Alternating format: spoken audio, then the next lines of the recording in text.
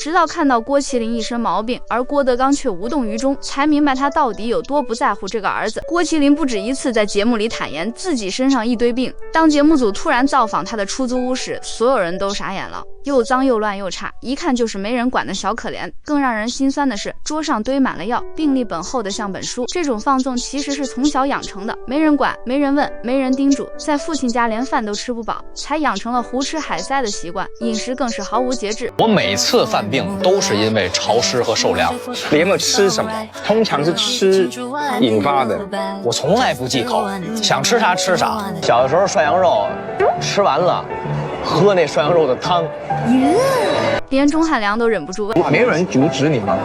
他连正经吃饭都没人管，曾经哭着蹲楼梯上啃饭，谁还会操心他吃的健不健康？那个嘴上总说我对大儿子最好的继母，干的却是不断打压他自尊的事儿。郭麒麟从来不是含着金汤匙出生的，挨的骂吃的苦一点不比别人少。老郭总炫耀自己的挫折教育多成功，但真该问问自己，你对他真的好吗？他开心吗？你关心过他吗？住的地方不是你买的房子，对，其实是我租的房子，因为我不是北京户口。纯粹是因为这个原因，是这样的，您可能不没钱就说没钱的，兄弟，这不丢人。是，23岁买不起房正常。可是你现在应该有一些钱了吧？你没有，我在我家公司，我爸我妈也抽我钱的。你说你父亲以经纪公司的身份抽你的费用，他也是职员，我们是一个 level 的，对，一个级。我们要欢迎他出场了，我们先欢迎今天的来宾出场吧，欢迎。好，你好， Hello 欢迎，两位请坐。大爷好，姑姑好。你说什么？我说姑姑，谁是你姑姑？您是我姑姑。为什么？我跟你有什么关系？我根本是第一次见到你。因为我父亲曾经参加过您姐姐的婚礼，是，所以呢，我父亲就让我管您姐姐叫婶儿。你叫大 S 叫婶儿吗？对，你有亲口叫过他吗？在他面前？那没有，我没有说出口。所以如果今天坐我旁边那是大 S， 你出场的时候你会说婶儿吗？我也怕，我也怕。你如果出口那一集就不会录下去，因为你就不在了。哦，已经结束了。对。那我现在改口，及时改口，改叫姐姐好吗？大姐姐。姐姐好。对，麒麟先生，你今天带了一个朋友来。对，这是我的好哥哥。对，烧饼先生。哎，您客气。你叫烧饼是因为雀斑，你的雀斑呢？雀斑，这不是咱们组里边有妆化费用吗？对，就给盖住了。很好盖，一个一个盖的啊，一个一个，很费力的。对，跟刮腻子似的。啊，他们两个出来前，我们问了你的粉丝群啊，他们有个称号叫做诸葛钢铁啊，是，这是我在舞台上一个塑造的人物，我的女朋友。啊，他们当中有的人虽然爱你，可是今天是第一次见到你本人。你们第一次见到本人的举手好吗？这么多。然后3年来之所以那么受欢迎，就是因为麒麟兄锻炼的外表非常的出色。你号称单身多久？为什么要号称？确实单身也昨天吧。那没有那么好。前天发生什么事了？前天听说今天有通告嘛，今儿就把他轰走了。没有，别吓人，大概3年吧，3年。所以3年前谈过几次恋爱啊？谈过3次。最长的恋爱是多久？最长的吗？对，最长是7个月。那很短呢。就第一次最长，因为第一次是网恋。你是说没有遇到本人吗？遇到2、3次，不太多。然后什么事都没做？哪一次也什么都没有做。你谈恋爱谈了3次，都什么事都没做？没吃过饭呀，兄弟。吃饭吃，夹一筷子我这不得吃过吗？对，男女之间喂饭，这个喂饭就只是把筷子塞进你嘴里。没有，不要老问这种问题。令尊大人从来没有问过你这一题吗？我爸爸一般比较有溜儿，对我们家就这个比较严格，不能乱聊天。对，因为我也不问他，我也不想听他的事。OK。哎呀，这个问题太尖锐了，上来没有一点客套。没有一点客套，然后就是面无表情，一点也不乐，两个人很正式的谈话。在这3次恋爱当中，都已经是瘦下来的了。没有，15开始，一直胖到19岁、20岁。突然胖起来。对，发生了什么事？但是就是离开了校园，下海了，开始说相声了。为什么说相声会变胖啊？很粗鲁啊！因为我们好吃懒做呀。对，动嘴啊，身体不用动啊，这么聊天很开心啊。好，郭麒麟非常慷慨的让我们去拍他住的地方。你住的地方不是你买的房子？对，其实是我租的房子，因为我不是北京户口。纯粹是因为这个原因？是这样的，您可能不没钱就说没钱的，兄弟，这不丢人。是，23岁买不起房正常。可是你现在应该有一些钱了吧？你没有。我在我家公司，我爸我妈也抽我钱的。你说你父亲以经纪公司的身份抽你的费用？他也是职员，我们是一个 level 的，对，一个级别。你为什么不开口说爸，你那么有钱，你就分一点给我啊？那算了，不着急。想说你在等什么啊？早晚有一天是他。真的？不是，我那意思，现在我还小，这个不孝子你。我现在还很小，所以我不是很着急，说我现在就要房，我现在就要什么。所以租房子你觉得无所谓吗？对我很 OK，而且我他不 OK， 因为他说他去租房子都要派朋友带他去看房子，他不愿意本人去看，对，怕被人家认出来是郭麒麟。但每次基本都能被人家认出来。所以你现在已经红到，就到哪别人都认得出你是谁。不是，这跟红不红没有什么太大关系，就是我的声音可能比较有辨识度。戴一个帽子，戴一个口罩，就已经裹得很严实了。但只要一说话，我说这个房子，他说，哎，您就是郭麒麟。又不能说话，这可能他猜不出来。那令尊大人知道你在租吗？知道啊。他是不是有觉得你这个孩子有骨气？没有，觉得我这孩子很讨厌，就是为什么要出去租房子？为什么不在家陪他？是你也可以选择在家陪他。对，但是因为他家实在住得太远了。有明星去过你家吗？没有。我算吗？哦，你是明星啊？有，对不起，失礼，不好意思，我也失礼了，哥。我其实不是要问关于烧饼的事，我是要问，听说毛不易去过他家。哦，对，我去过毛不易家，他想上我家来，我没让他来。为什么？因为他家很乱，我怕他把我家也弄乱。哎，相声艺人的逻辑真的太奇妙了。因为他有一大帮室友，就是他合租啊。对啊，毛不易有室友。对啊，他和他明日之子的好哥们儿，然后都在一起住。总共几个人？我每次去都没有看到大家全员都在，每次看都不重样。对，每次看是轮流上场。对。进去会有一种男人的臭味吗？也还好，反正戴着口罩就还行。你刚讲的时候是有流露向往的神情吗？好，我们要带大家去看郭麒麟先生的住处了。家中的物品很多，可是断舍离的方法很简单。第一步，开家，每期节目将会派出助理主持人潜入嘉宾家中进行物品大搜查。第二步，开了，被带到现场的物品将由主持人和其主人一起还原它的奇妙身世。第三，开舍，每件物品将由主持人判定是否真正的被主人需要，不被需要的物品将会被放置到闲置转让平台进行公益活动。期间，物品主人有且仅有一次挽救心中挚爱的任性保留权。那么接下来，让我们来看看郭麒麟的家里有什么东西吧。好，我们现在已经来到了麒麟哥的家门外，然后呢，马上就要进去了，现在内心有点激动。其实也没什么好激动的，因为是单身男性的家庭，应该只是脏乱差。而且呢，麒麟哥也是个相声演员嘛，里面根据我的猜测，应该就是红木地板、红木砖、红木，全是红木，好吗？5公里。让我们看一看他家里有什么吧。Let's go， 来到了郭哥的家，真的很现代，跟我想的完全不一样。很干净。奶茶不止你没有想到，恐怕连大家也都没有想到，郭麒麟的家竟然会这么的简单。而单身男性的家难道都会是这样吗？不禁让人感觉到了一丝丝的凄凉。我们有悄悄地调查过，女性关注单身男性的家庭最关心的区域呢，其实就是客厅。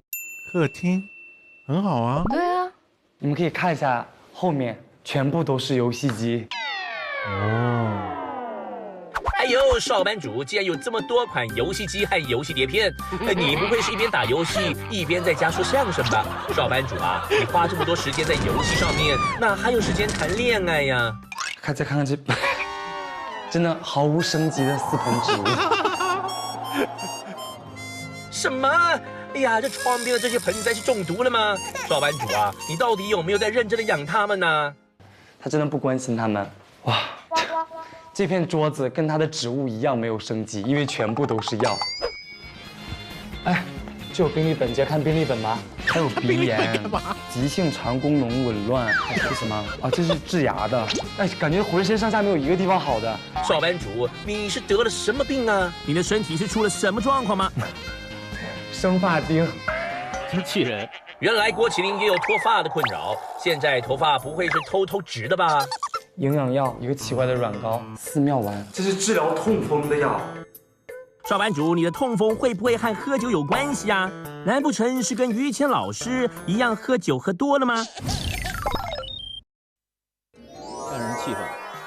他连病历本都让你拍吗？对啊，那个病历本是剪辑出来看了只有2、3页，但我当时真的翻了很久，病真的很多，就是从上到下都有哎。所以你现在是全世界最知道他的病的人。啊，倒也早就忘记了。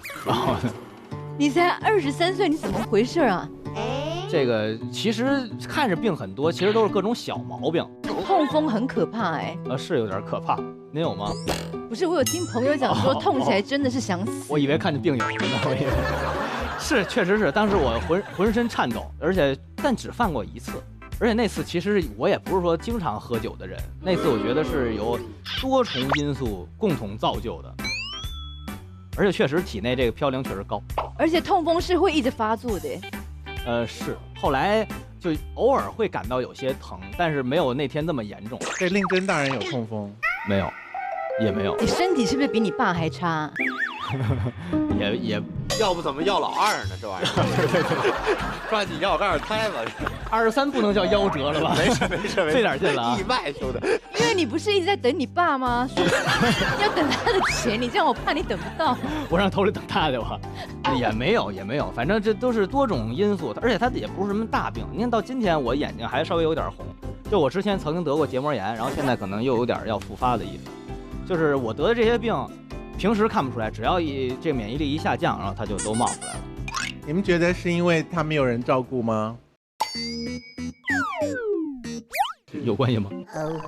如果知道他生病的话，你们会冲去他家照顾他吗？不会。你们是真粉丝吗？我都应该说是的，我照顾他，我要嫁给他。会不会报警？你们现在知道他这么多病之后，还深爱他的人举手。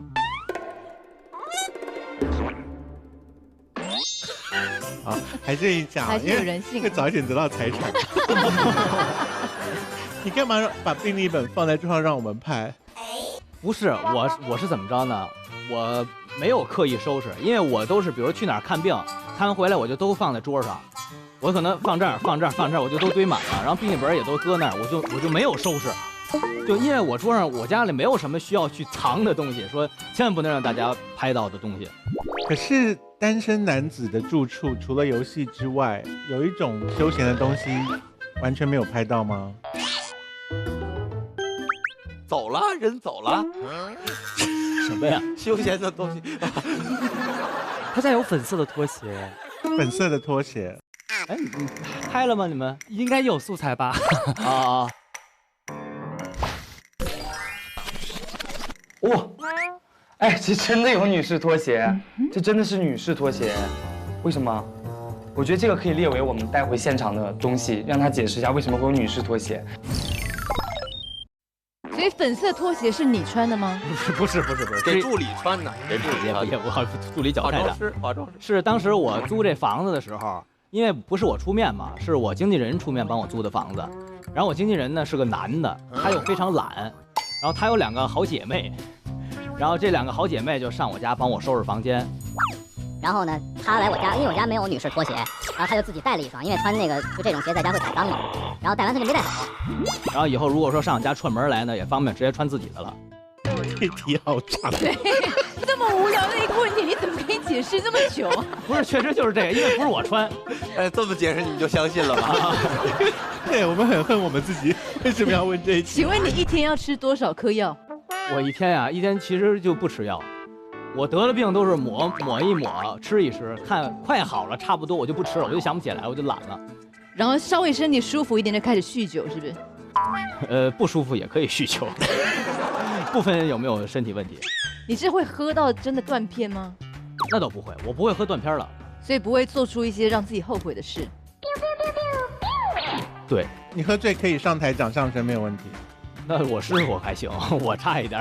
他行，我不行了。哦，对对对。你们上台前如果过于紧张，可不可以偷偷小喝一杯？不会啊，不会，真不喝，这是我们班规当中严令禁止的。但是下了台可以狂喝。对，你只要不耽误演出，其实你怎么喝都没人管你的。啊，我听过一个传闻说，你保持你的好朋友大概10个人左右，差不多，有时候甚至都没有那么多。然后好朋友来你家之后，只要坐了半小时，你就希望他们走。对，就是他们不来的时候，我好期盼着，哎呀，你们快来吧，快来有人陪我吧。然后到家待了一会儿，我觉得，哎呀，快走吧。为什么？就是感觉够了。你是不是觉得还要想话题跟他们聊很累？对，反正就觉得自己在家待着很自由，我想干什么干什么，我可以说话，可以不说话。那你就不要叫人家来啊。后来我又很孤独。他刚搬出去那阵儿，家里就一个床，没有任何的家具，就是你来他们家就得躺炕上。你说连客厅的桌子、沙发都没有？他那阵儿说，反正就说家里就一张床，不要我有沙发，他不拍着他坐哪儿？他不坐沙发？原来嘛，原来也有沙发，原来有。而且不但没有椅子，也没有衣橱，哎，就是用那个衣架直接挂吗？不，是因为衣橱实在挂不下了，所以挂在外边了。哦，所以你衣服是多的啊？对，都在里面。他那个衣橱我觉得很小，然后基本都挂不开了，我才挂在外边。你去毛不易家是一起打游戏吗？不是，其实就是上他们家喝酒吃饭。然后聊什么？我们聊的太多了，就是什么天南海北，聊一聊工作，聊一聊艺术。这个看能不能挖掘出我作为想成为一个音乐人的梦想。我再看看他有没有相声梦。听说你跟毛不易想要开一档节目啊？对，我们就假象吧，花花万步。我假象。所以你们2个人是觉得很合得来，要主持？对，我们俩就是比较聊得来，然后呢也想，做一档这种类似于访谈也好，还是说上家串门也好，反正就类似于这么一个节目。所以你很想访问别人哦？就是很愿意和别人聊天。你没有啊？你不是30分钟之后就想要把人家赶走吗？所以我们节目就30分钟，时长都想好了，剪出来大概5分钟而已。我是前30分钟，后30分钟就毛不易来问，30分钟立刻对来宾生厌。对，说请你离开我们现场好不好？送客。你最近都在上声乐课，对不对？对，前一段时间。你是不是最近说有放弃相声呢？为什么要放弃？他半年来都在演戏嘛。啊，对，就是这半年没有相声表演。没有相声表演是因为没有人邀请，还是说你自己拒绝表演？首先是我这段时间就是上半年不太想太多的去表演相声，因为本身我们德云社相声演出非常非常多，然后我们何必自己跟自己去竞争去 PK 呢？你演戏的时候也是讲话这个声音吗？我演戏那就得看角色了。你可不可以用正常的语气？就把北方口音拿走的话，就比如说你要跟他讲说，小美，我真的深爱着你，可是不要用相声的口音说。可能我可能说话偏北京是吧？就是小美，我真的很爱你，是这意思吧？我不能这样，小美，像帮卡通配音的小美，你不能这样。其实说话也就是正常，像人话一样的说，就都、OK。咱说都不是人话，我跟你说。那个烧饼，我可不可以听你讲一下？因为我觉得你讲话也是很相声啊，怎样？是要怎样？好，我们除了客厅也拍到了其他的部分，我们一起看。女性关注单身男性排名第2的区域——厨房。好干净哦！当当当，全是饮料，挺整齐的。酸奶、苏打水、草莓味的，很少女。哇，刷班族这么大的冰箱，竟然只用来放各种饮料。哦，这还有辣椒，很多辣椒酱。哎，这种好像是自制的辣椒酱。哇，这是长毛了吗？他还爱吃豆瓣酱，应该已经坏掉了吧？老干妈，哇，全是酱类。这个是什么时候？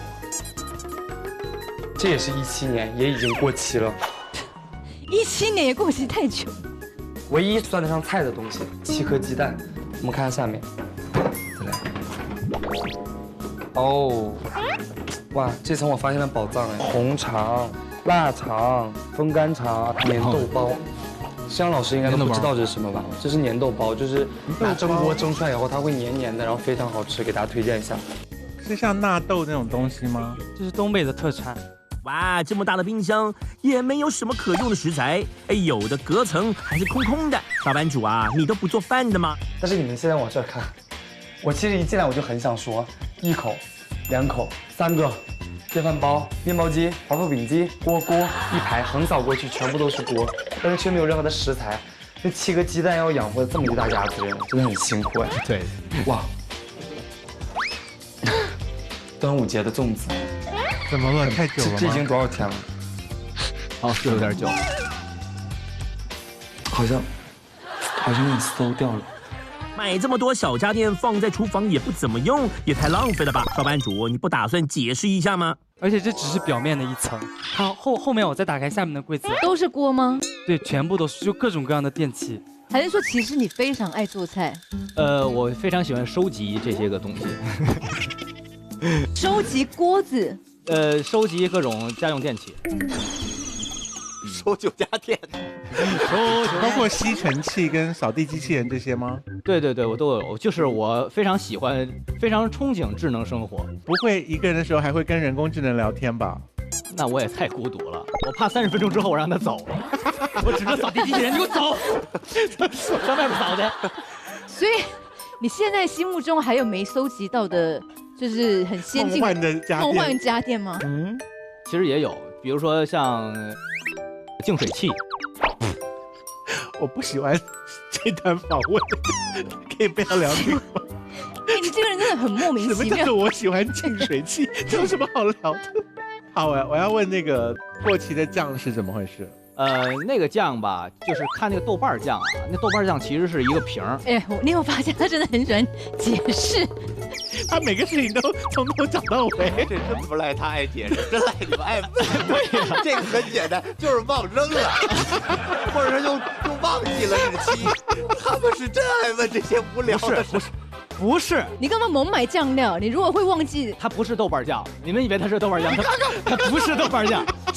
它是豆瓣酱的瓶儿，里头是我姑姑给我做的炸酱。是我吗？我不是你姑姑。不是，是我那个姑姑，有血亲的姑姑。亲姑姑是不是？奶茶，因为我们呢要帮他清理一下厨房，所以你是不是带了什么东西来？是锅子。我认为很没有用的东西。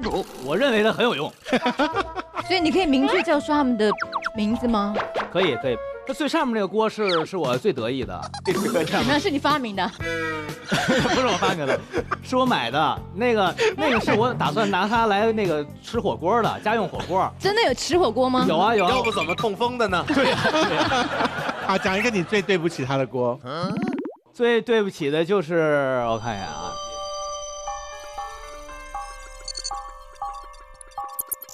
就是那个黄色的那个蒸蛋器。对，蒸蛋器。啊，它怎么了？蒸蛋器，因为我从来不拿它蒸蛋，不能蒸鱼，就只能蒸蛋啊。那没有那么小的鱼啊。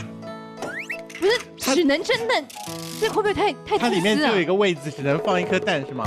二位主持人这么比我们都年长，不知道蒸蛋器是什么？需要我们俩孩子给您普及。没有必要吧？什么锅子都可以蒸蛋，你为什么要买一个只能蒸蛋的锅子？就是因为它是卡在里边，它不会跑。我一看，哇，它只能蒸蛋。这 totally 是一个废物哎。还好，其实还好。好，现在请 S 帮我们决定要走还是要留。我决定。我非常憧憬智能生活。它最上面那个锅是我最得意的，我从来不拿它蒸蛋。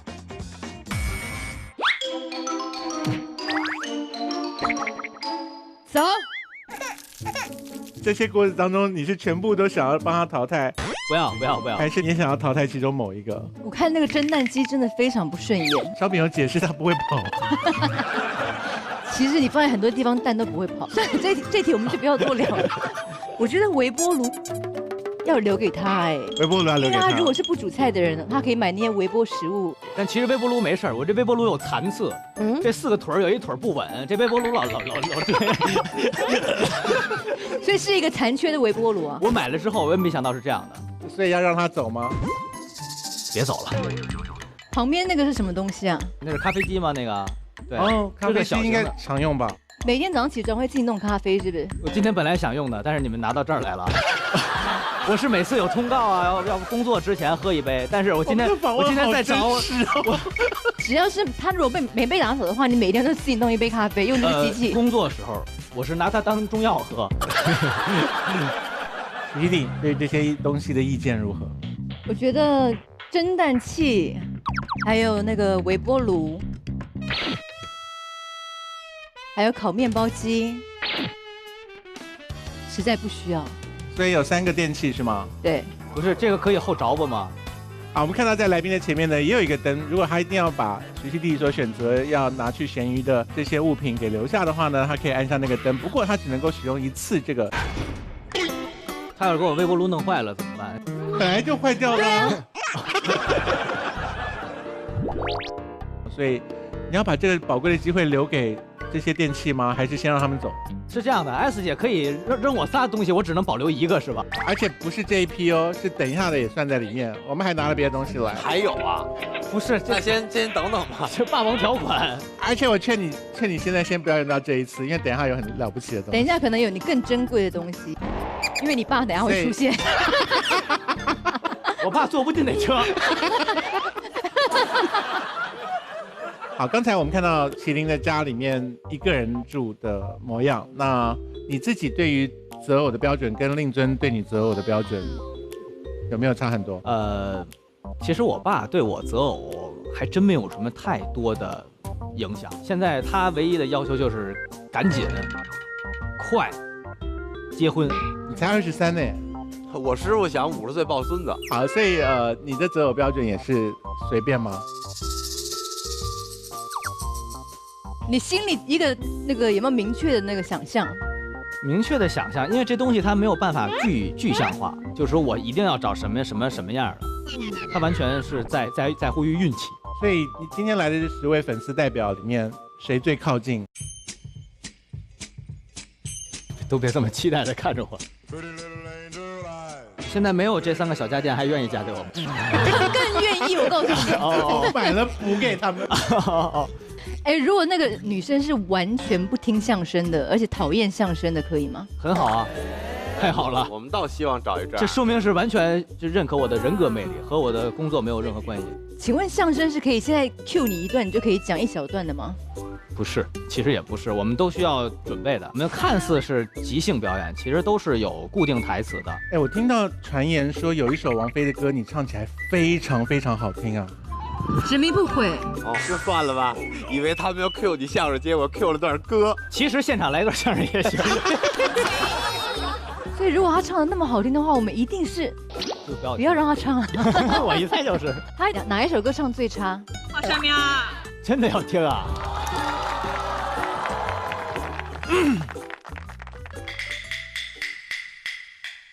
这一幅扇面画的北京城，北京城来实在威风啊！里9外7皇城4啊，九门八殿一口钟，3公路远画朝廷，文武官员列摆西东啊，就这意思吧。唱得很好啊！你们怎么说他唱不好？很好啊！哦，这是一个民间小曲儿，我当时就第一次唱是11年、12年的时候，我当时很小，然后在舞台上，对，我不敢唱，因为我在舞台上很少唱，然后当时还是一个很大的场面，然后大家都看着我，让我唱，我就一下就不行了，但还是坚持把它唱完了，不像我们其他演员，有的直接就不行了。所以你刚刚那样算扳回一城了吧？也就那样吧，因为这调我就不太喜欢，我一直不爱唱，就我觉得不好听。你是不是很想唱执迷不悔？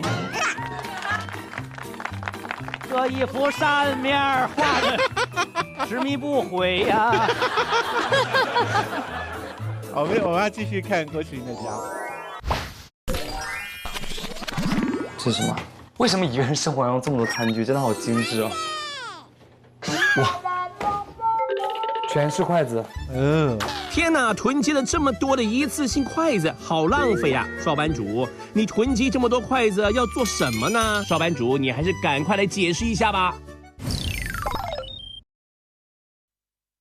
我觉得应该是叫外卖会累积很多筷子，是不是？可是这很不环保哎。是这样的，因为我点外卖吧，我这个人比较喜欢多点一点，因为我是这个菜想吃，那个菜想吃，我可能都吃不完，但是我就都要尝一尝。2个人可能就得点3个人的量，3个人就点5个人的量。那你想3个人只能用3双筷子，点5个人的量他就给5双筷子，就久而久之就越来越多，越来越多。我一开始也没有这个意识，但我现在我就每次下单的时候都选择那个无需餐具，对，因为其实我自己也买了能够重复使用的筷子。我觉得你是一个很浪费的人哎。有吗？而且你就是吃不完的东西，你点那么多，那食物不就浪费掉了吗？姑姑在训话了，说得好。而且药你也不好好吃，药都浪费了。对啊，你这样痛风怎么会完全性的根治？这浪费就浪费了，不用把药都吞下去，拌饭吃。为了怕浪费，哎呀，本来都好了，算了，这还有半瓶，来，看，别糟践了。来茶，筷子有来吗？都带来了。啊 ，OK， 来出。全部都是，其实是一小把，我那个抽屉啊，装满一抽屉就拿回家一次。所以这还只是小部分而已，是不是？第3抽屉了。你这样子真的给你妈添麻烦哎。还好啦，因为我师傅家人也多。对，哦，用得上。可是你觉得郭德纲老师请吃饭会拿这个筷子吗？啊，会。真的假的？那就拿出来大家伙用嘛。如果放着的话就浪费了。好，所以这个请你按钮吧。自己也买了能够重复使用的筷子。郭德纲老师请吃饭会拿这个筷子吗？啊，会。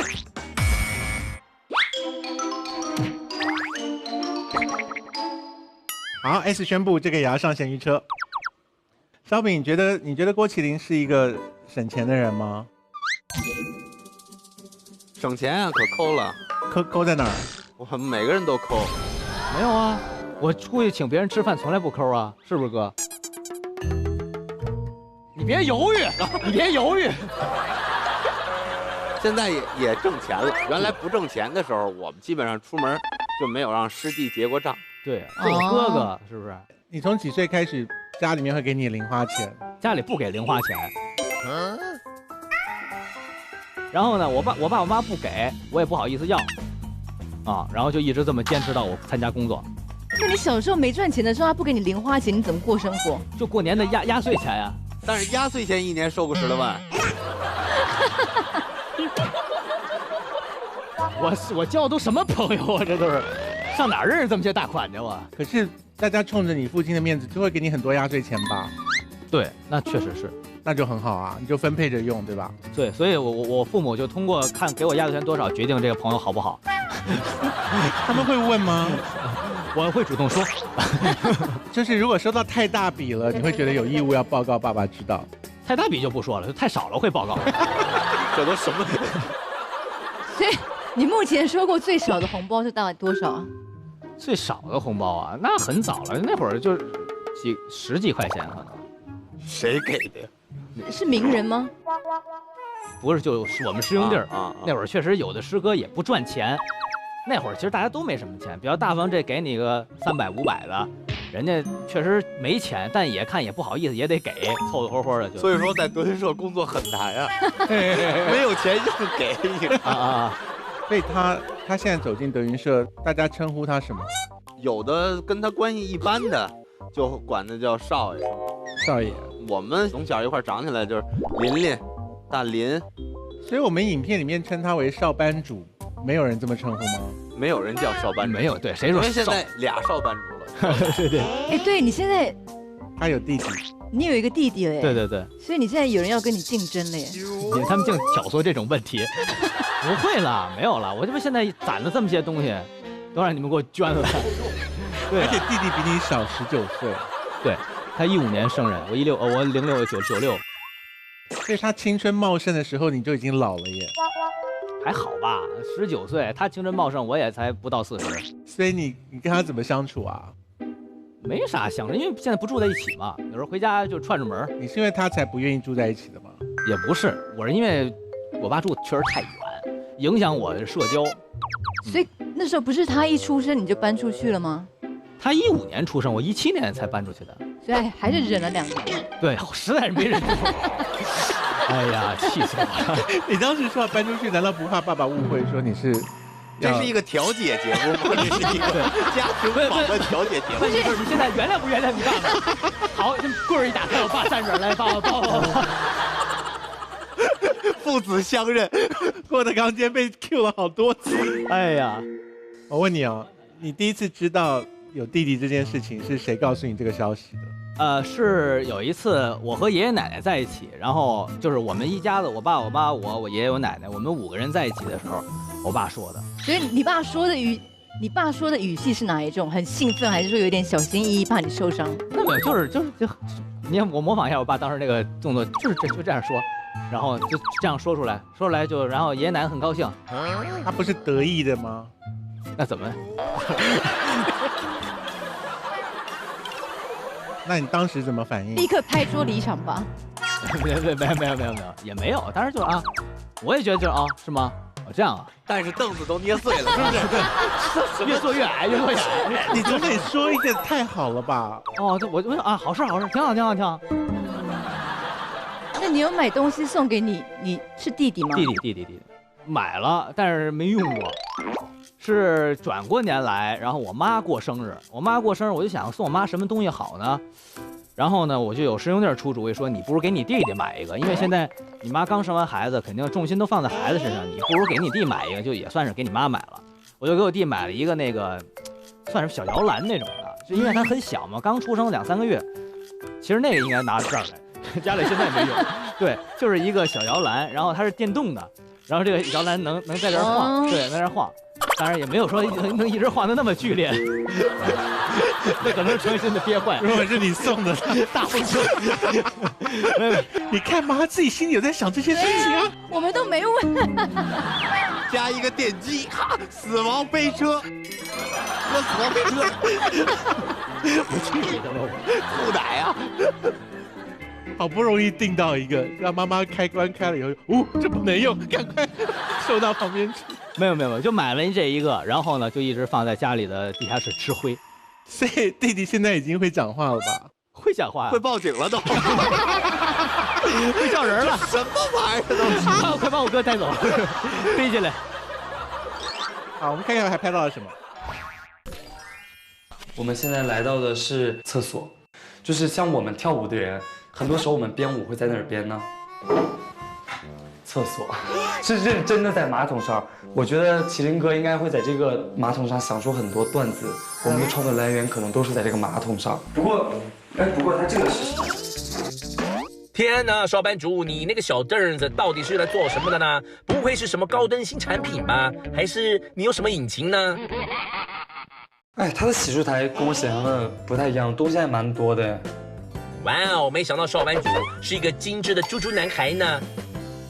它这里面东西真的很全，爽肤水、洗面奶、刮胡刀、剃毛器。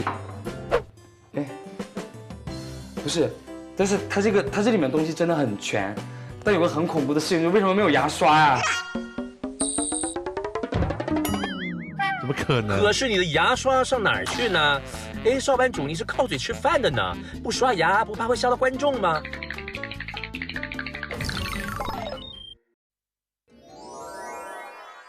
我们真的找不到牙刷吗？我那天不是出门了吗？我是一个电动牙刷，我现在到哪儿我都习惯自己带牙刷，因为我用别的我怕把我牙龈那个捅坏了。你牙龈也不好。对，别问了，要不我这人就该扔了，知道吗？都烂了。你搁那闲置车上，我跟你说，我坐上。怎么可能问出这题来？因为牙周病也是很难受的啊。对，最近这也是找不着对象的一个原因啊。所以你不用的锅子那么多个，你用的牙刷却只买了一个。电动牙刷还买6个吗？好多刷头其实是。OK。所以你是随身携带，只要吃完饭就刷牙，是不是？那倒也不是，就晚上睡觉前刷牙。除了好像保养品都挺正常的，对吧？里面有很奢华的东西吗？还是都是最基本的？很全面吧，像剃毛器这种东西我是没有。是剃鼻毛还是？对，剃鼻毛。他家客厅其实也有一个剃毛器在。也是剃鼻毛吗？对，也是剃鼻毛的。因为病历本里写了有鼻炎啊，所以可能需要注意一下。那是客用的。给客人规矩太大，客人来家里一边聊天一边剃鼻毛吗？来一下，什么规矩这都是。所以剃鼻毛是怕上台被看见。应该是。其实原来也不怕，但现在吧，就好多人拿那个镜头照得太近，特别近。所以你是有看过有露鼻毛的照片在网络上，是不是？不是通过那个看，就身边人说，哎，我就是比如说我们俩这个距离，哎，你看现在就已经说了就这样了，然后我觉得可能有点多。所以你们两个都是很 care 鼻毛，不要就是外露的人，对不对？我还好，随便露。别太不好听，哪有这样的人啊？这儿编俩辫子出来，二龙吐须了，好家伙，跟胡子编一块。好，我们看看还拍到了什么。嘿，这是一个储藏间。储藏间好大哦。哇哦，终于来到少班主的储藏间，可是也太干净了吧！娃娃，好想知道是哪位田螺姑娘来打扫的呢？让我们来看看储藏间里面会有什么东西吧。它有很多电子设备，就有光、三脚架、做直播吗？镜头，这边。男孩子房间里有娃娃，它不只是娃娃，它是故事，它是一段回忆，它是一首歌。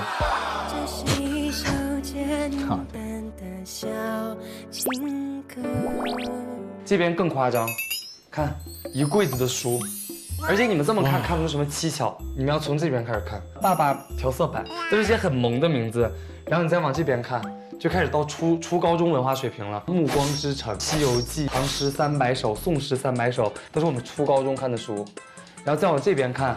更高深了，鲁迅全集、莎士比亚全集、老舍全集，但是全是没拆封的，所以干嘛在这当壁画用吗？哦，好书啊！康康老师的情商课，大家多多了解一下，多多支持。晚上替我带去的吗？好，哎，他真的买了很多重复的书，哎，《牧羊少年奇幻之旅》也是同样的，他买了3本。哎，他同一本书会买2本，《演员力量》也是啊。为什么同一本书要买这么多本？难道是要送给不同的女生吗？哎，等，演员的力量，少班主是真的不打算说相声，要去演戏了吗？我们再来看看这边这个衣柜，哇，这真太酷了，长袍，哇，长袍嘛。少班主的大褂真的是色彩缤纷呢，真不愧是我们的德云大小姐。下面的话看一下。咦，这个抽屉里面怎么会有这么多的醒目？说相声的家伙事儿放在储藏间，少班主，你真的是不打算再说相声的吗？哎，这个快板怎么会有名字呢？奶茶，你好像发现什么不得了的秘密了。少班主，你还是赶快来解释一下吧。终于拍到了相声界的东西。是，我以为你们上台的袍子的颜色有分辈分，跟就是舍得与不舍得有关系啊。就比如我舍得花，我就想怎么做怎么做。如果你的长辈穿黑色，你穿鲜黄色，你这样不就是太抢眼了吗？都无所谓的。所以你跟前辈上台的时候，2个人不会互相打量今天穿什么。我们可以提前去商量一下，其实会尽量选择就是颜色能配一点、靠一点的，其实会好一点。那如果讲好就是颜色配一点，可是后来你事后加了很多亮片在上面，哦，是吧？我缠一圈 LED 灯，可以用华丽的纹路吗？龙纹啊什么？可以啊，但其实这样是不利于你表演的，因为你只靠嘴，我没有服装，没有道具，你再穿一个抢眼的衣服，那观众更老注意你这衣服了，你说什么其实他都不在意。对，那些颜色鲜艳的你很少穿。原来穿的可能多一点，现在少了。而且那个柜子是我大褂当中的一小部分，是我现在还能穿的。我原来有很多我胖的时候的，我小的时候的大褂我都叠起来放在其他柜子上。所以你们不会觉得自己穿了大褂之后变得比较帅吗？但大褂确实帮相声演员加了不少分啊，加了不少分，因为它能够遮住你身材上的一些个弱点。那你们何须要减肥呢？是因为实在遮不住了，遮不住啊！对呀，大褂不是他脸盖呀？啊，我给你看他们这一团减肥的成果。OK， 好。哦，这是你吗？以前长这样，对，是我。所以你们见过他这个时候吗？那个时候还没喜欢他吧 ？No。你真的很现实哎，你们那时候已经讲相声了，对不对？对，我从10年开始讲，这大概是我13年、14年。你有没有变瘦？你的相声的表演方式是一样的？对。那观众群有因为你变瘦而增加吗？有。所以你的减肥方法是健康的吧？就还算健康吧，反正起码吃的得少一点。看看。我这有点过分了，有点，就是有点黑照了，有点稍微好看一点，知道吗？你们俩胖的时候长得一模一样哎。你对胖子觉得都一样吗？就是都是就是单眼皮这样，对啊。你看是不是同一个人嘛？我不是在笑吗？可是长得一个笑一个不笑而已啊。而且他摆出那种就是也是男偶像。没有啦，因为他来我们节目以后一直在笑，可是拍照的时候他们会摆出一些忧伤的样子啊，偶像的表情啊。啊，所以你可不可以嘴唇微张，摆一个不开心的样子出来？假装你在拍时尚大片儿。不行，你眼神没有灵魂。可能因为看的跟摄像师不一样吧。看到 S 姐实在是没有办法专注。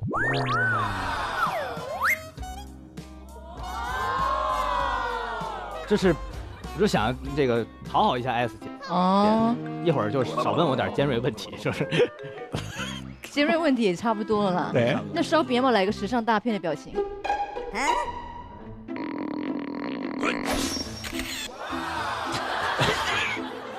那是刚出狱吧？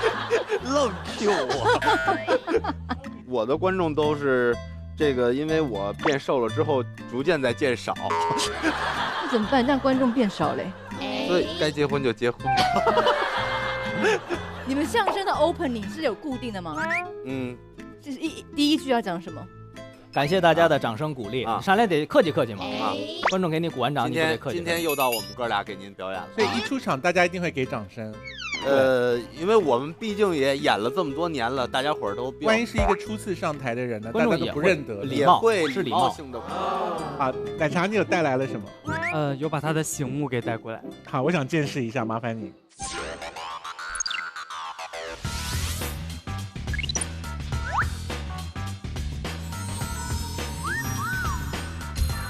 这个徐熙娣见过本人吗？没有。这是别人可以随便乱摸的吗？可以，没关系。所以醒目就是用在哪里啊？可不可以示范一下？就敲嘛，就在台上。其实拿法都没有特定的要求，说一定要这么拿也没有，就是为了起到一个压言的作用。是在演出刚刚开始的时候，就是大家可能刚进场，还没有冷静下来，可能头里说几句定场诗什么的，然后到最后拍一下，哎呦，别没坏了。我觉得我们节目已经进行的差不多了，大家晚安。啊，对，可以。就你爱什么时候敲就什么时候敲。对，也可以老敲。今天呀，我们呀，这个节目啊，为什么弄这么多块呢？所以一个人大概只要2块就够了吧？哎，其实没有都可以，没有都可以。烧饼，你有几个？我有一个我师傅给我的，然后自己还偷偷的做了2个。你偷偷做干嘛？我万一要有徒弟呢？我也得给我徒弟啊。你想要离开你师傅了吗？这是一个传承，就是我拜我师傅的时候，师傅是需要给这几样东西，作为一个回礼。你刚刚讲那句话，你师傅听到会不会不高兴？不会啊。真的不会不高兴自己的徒弟？你在想他的徒弟了吗？他不会因为这件事情而不高兴。这一期节目有好多点，他不会在乎这一个点的。他有别，我们刚刚有别的事情，他会不高兴吗？哪个事儿都拿他孩子电视那么重，都挑唆人家家庭关系。对呀，研究家产研究1期了，真的。这个上面有一个郭字，对，这是我爸给我的，所以你们都有。我那个不是郭字。郭门弟子，我那是，所以只有亲儿子才能够拿郭字，怎么办？你很羡慕吧？你没有，这有什么可羡慕的？我爸该不高兴了。他有一个烧字在那上面。所以他有2个锅子。就是，你干嘛把你弟弟的拿过来啊？不是我弟弟的，我真没抢，是我爸就顺手给我一个。后面有写是弟弟。真的吗？当然假的。对不对？不能。这个就明确的。这好厉害哦。对，这不是相声当中用的，因为这上面刻着我妈的名字。对，王慧。对，这是我母亲的名字，这是我母亲用的古板。你爸爸跟你妈妈认识是因为在表演的时候？对，在演出的时候，当时我很疑惑，因为我妈年轻时很漂亮。当年我师娘比我师傅要红，所以就觉得说怎么会爱上你爸，是不是？他很会。对，就是我爸很会。你怎么知道你爸很会？我就觉得，就我妈当时条件那么好，然后我爸都能，是吧？你有问他细节吗？我不好意思问他也不会告诉我的。妈妈有讲过吗？也没有。好像那阵儿我小时候做过一个节目，师傅说过，我师娘那阵儿爱吃巧克力，就老给她送巧克力，然后去台湾演出，然后就老打电话，然后就这么长时间的攻破啊，巧克力越吃这个越胖，越吃越胖，越吃竞争对手越少。哎，对，就是投其所好。我觉得这句话也很危险的，可以吗？我就圆回来了，投其所好。所以现在妈妈还爱爸爸吗？爱呀。这个问题问的，我觉得我不应该回答这个问题。这题很可怕，你怎么会想到这一题啊？这题好可怕。我好可怕这个节目啊，真的。我东西都不要了，我全捐了，好不好？不要再问我了。不光是拆散了我们德云社的家庭，还拆散了我们德云社这公司，完了，从内部瓦解了。所以，只要不是爸爸给的醒目，都可以不要吧？其实是要用也不差这一块，对吧？对，确实也是。我自己都想拿一个，够刚好多一个，你可以选一个，拿走。我拿有锅的可以吗？可以，没事。这期别让我爸看就行，没事。那这个我拿走喽。好吧，那您就留念吧，要想起我跟我爸哦。回家好解释吗？你好说吗？先生问的时候，我去郭德纲家拿这么一块醒目回来，这是伴手礼。然后先生问你去郭德纲他们家干什么了？去问问他们夫妻是不是还相爱？你还爱你丈夫吗？所以我们讲好了，就是没有刻锅字的，我们就送给今天来的诸葛钢铁了，好吧？可以啊。对，没有帮你们争取到别的，争取到一块醒目。可是这个很值得保留吧？这个会量产的，放心吧。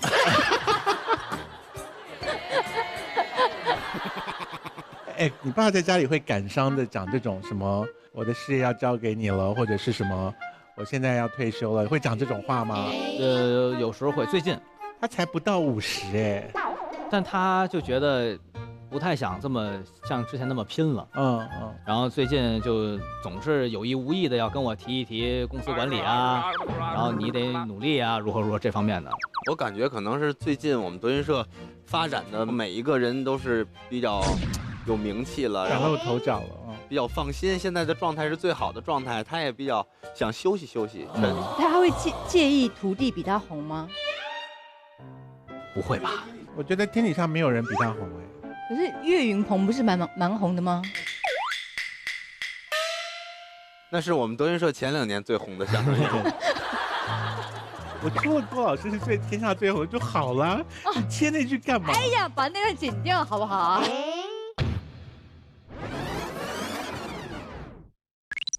我觉得天底下没有人比他红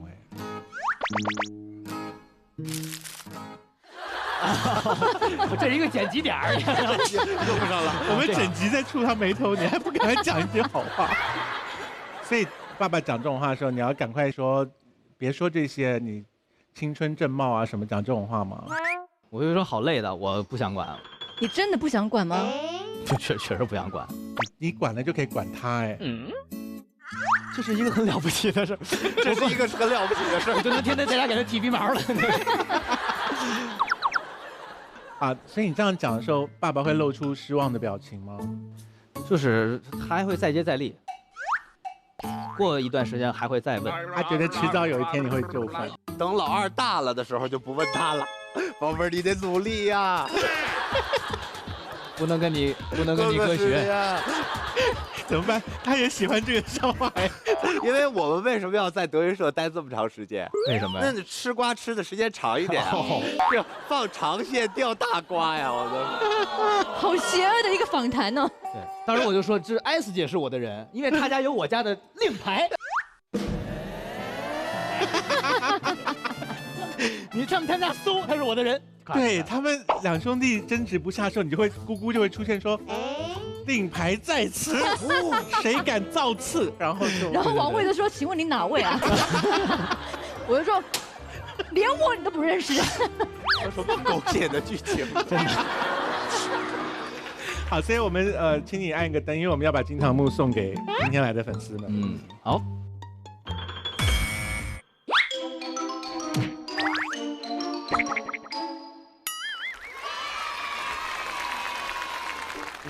我们现在要进行的是咸鱼擦亮时刻，请郭麒麟跟你的物品们告别吧，让他们在别的地方焕发价值。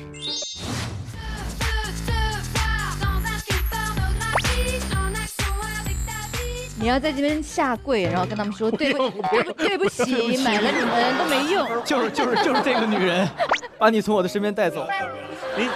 你只要到边上写一段话就好了。哦，还得写字。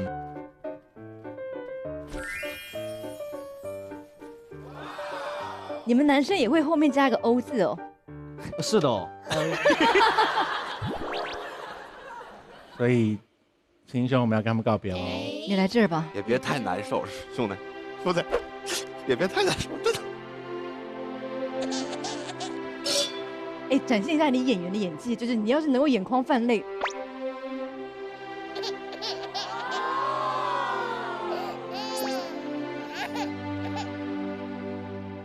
行，有点过了，差不多得了，可以了。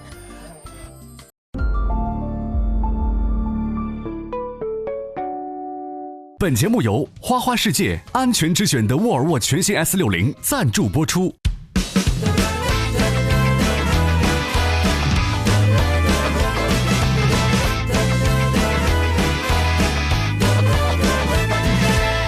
花花万物。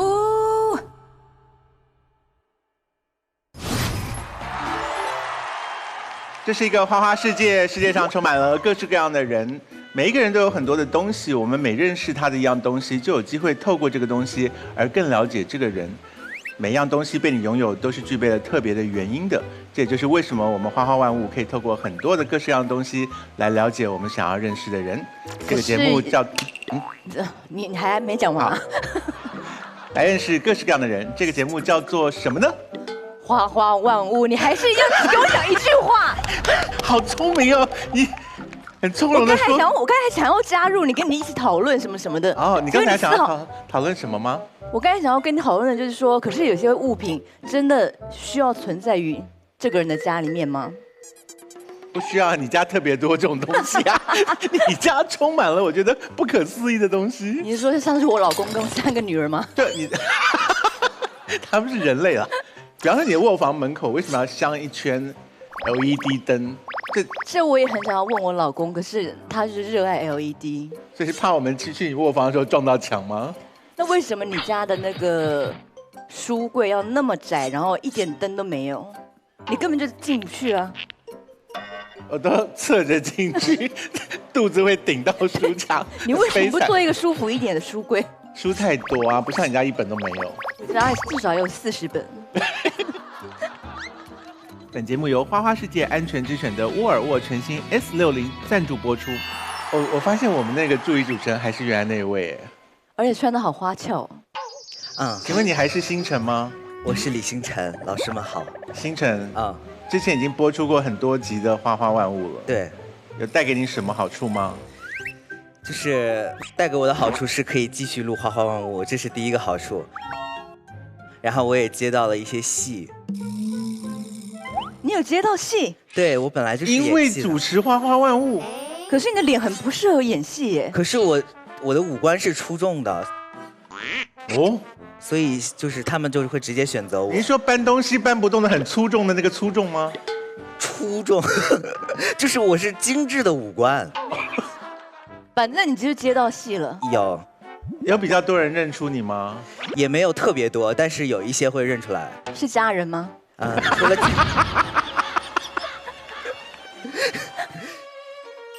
好，我们今天邀请的这个来宾呢，很奇妙的是，在一个偏向传统的领域里面，却获得了很多新生代的注意。是。这样子一方面让新生代体会到传统艺术的美好，另外一方面呢，传统艺术也得到很多新的粉丝。好，欢迎我们的今天来宾出场喽！哇，太帅了吧！欢迎张云雷先生、杨九郎先生。欢迎。姐姐好。你好。我真会说话。你好。老师好，欢迎你啊。请坐。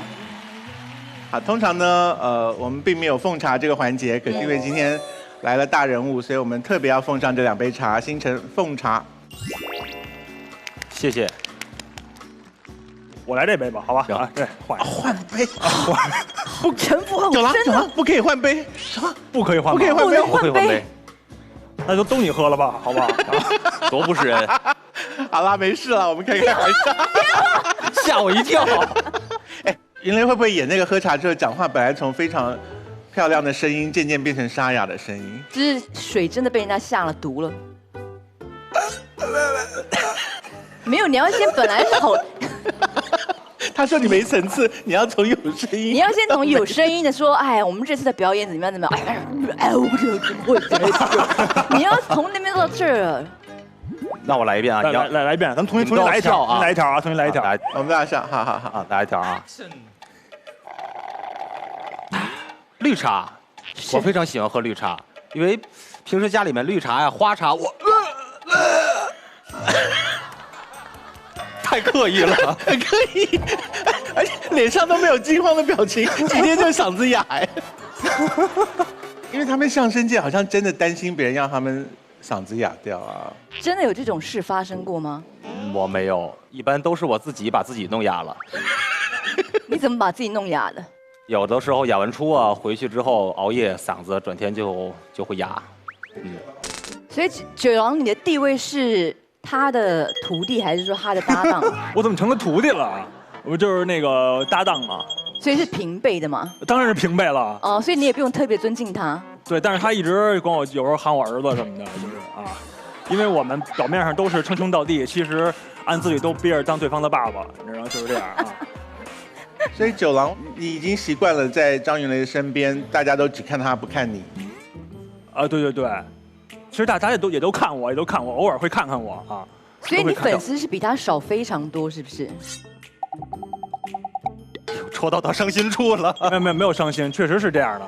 可是听说云雷，你有让你的粉丝带了荧光棒进德云社去听相声，对吧？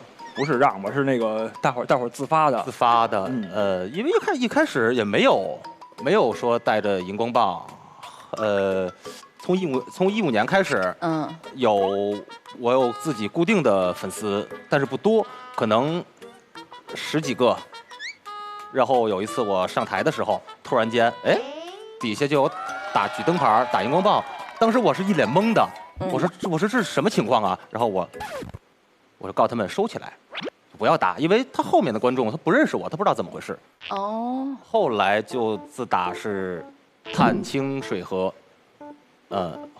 火了之后，然后就陆续的他们就都是开始打荧光棒。所以现在只要你出现表演，就会有荧光棒。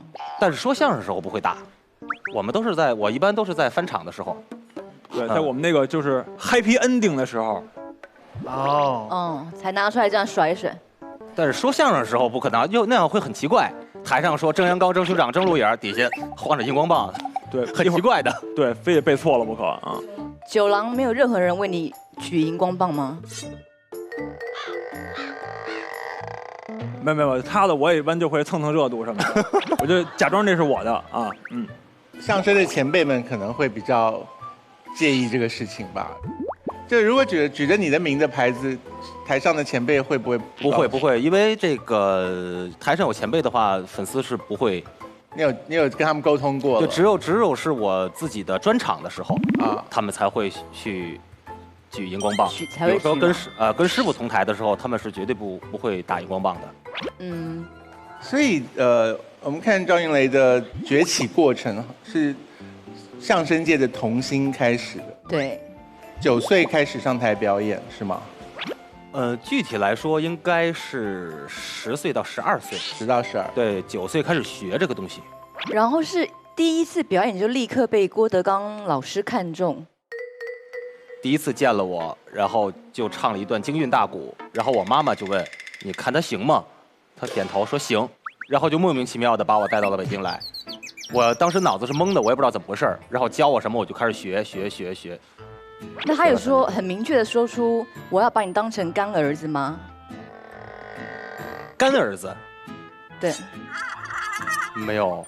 我师傅把谁都当亲儿子。对，因为你就是师徒如父子嘛。对，其实从小我一直是拿他当父亲养。那他对待你跟对待郭麒麟有不一样吗？就是财产吧。净说实话。听说杨九郎家里很有钱，是吗？谁说的呀？郭德纲说的。真的假的呀？他说北京能够住得了4合院的人不超过10个，令尊大人就是其中之一。其中就是吗？不是，因为说于大爷他爸也是这么说，所以你们家住4合院，700多进的4合院。哇！什么乱七八糟的，这都不是，这是我们那个节目里的一点内容嘛，一点梗。我们家不住4合院，我们家就住。那你家是有钱人吗？他们家住树上，不是没有，树也不住啊。然后就是普通的家庭，特别普通。你有没有很庆幸你是待在张云雷的身边？特别一直在庆幸这个事儿。我怎么没看出来啊？真的，不能让你看出来，以后你会骄傲的。当时谁挑谁的？当时就是一拍即合吧。对。是老师安排你们两个吗？不是，没有。他有自己的搭档，我有自己的搭档。对，在我俩搭档之前，我俩是不说话的，就是见着面他会喊我师哥，我说哎，就结束了今天的啊。你是看他不顺眼吗？那时候也不是，就是没有话。对，没有话，在一个频道。对，而且有一次就是那天也是赶巧，就是单独我们2个人在后台待着，就剩下我俩，很尴尬，特别的尴尬。找话题吧。哎，我没觉得尴尬啊，我可没觉得尴尬。那是你，我自己不觉得。你觉得很自在是不是？对，我觉得自己还挺好，觉得。然后就是找话题吧，然后你吃了吗？没有，那吃点饭吧。然后我俩就出去吃了一顿饭。吃了一顿饭，然后聊着就聊到这个搭档的问题。然后他想换一下搭档，我也想换一下搭档，然后都有这个意思。对，但是呢就没有说破。其实你应该从根儿上讲，应该是第一次11年的时候，他想让我跟他一起搭档，然后他把我拒绝了。啊，对，这是11年。他邀你，然后你拒绝他。他拒绝了我，因为当时我刚有一个搭档。对。他刚找了一个新的搭档，然后我就找他了，然后我跟他吃了第2次饭，然后才定的这件事情，然后2次特别的凑巧，都是赶上就是单独我们2个人，对，就跟老天安排的似的，然后吃完第2次饭就定死了，是我们俩是一起搭，对，但是得互相的自己的搭档再说，所以在相声界里面换搭档的事情是一个大事情吗？当然是大事儿了，对，所以你们当时为什么2个人心里都想要把当时的搭档给换了？你们俩当时为什么不做《康熙来了》呢？对呀。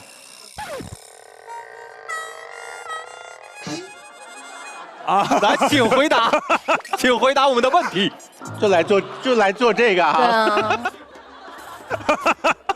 九郎，我们2个不做康熙，真不是因为搭档的事情。因为我们现在还是搭档啊。对，我们俩也是，就还是搭档啊，还是搭档啊，有意思啊。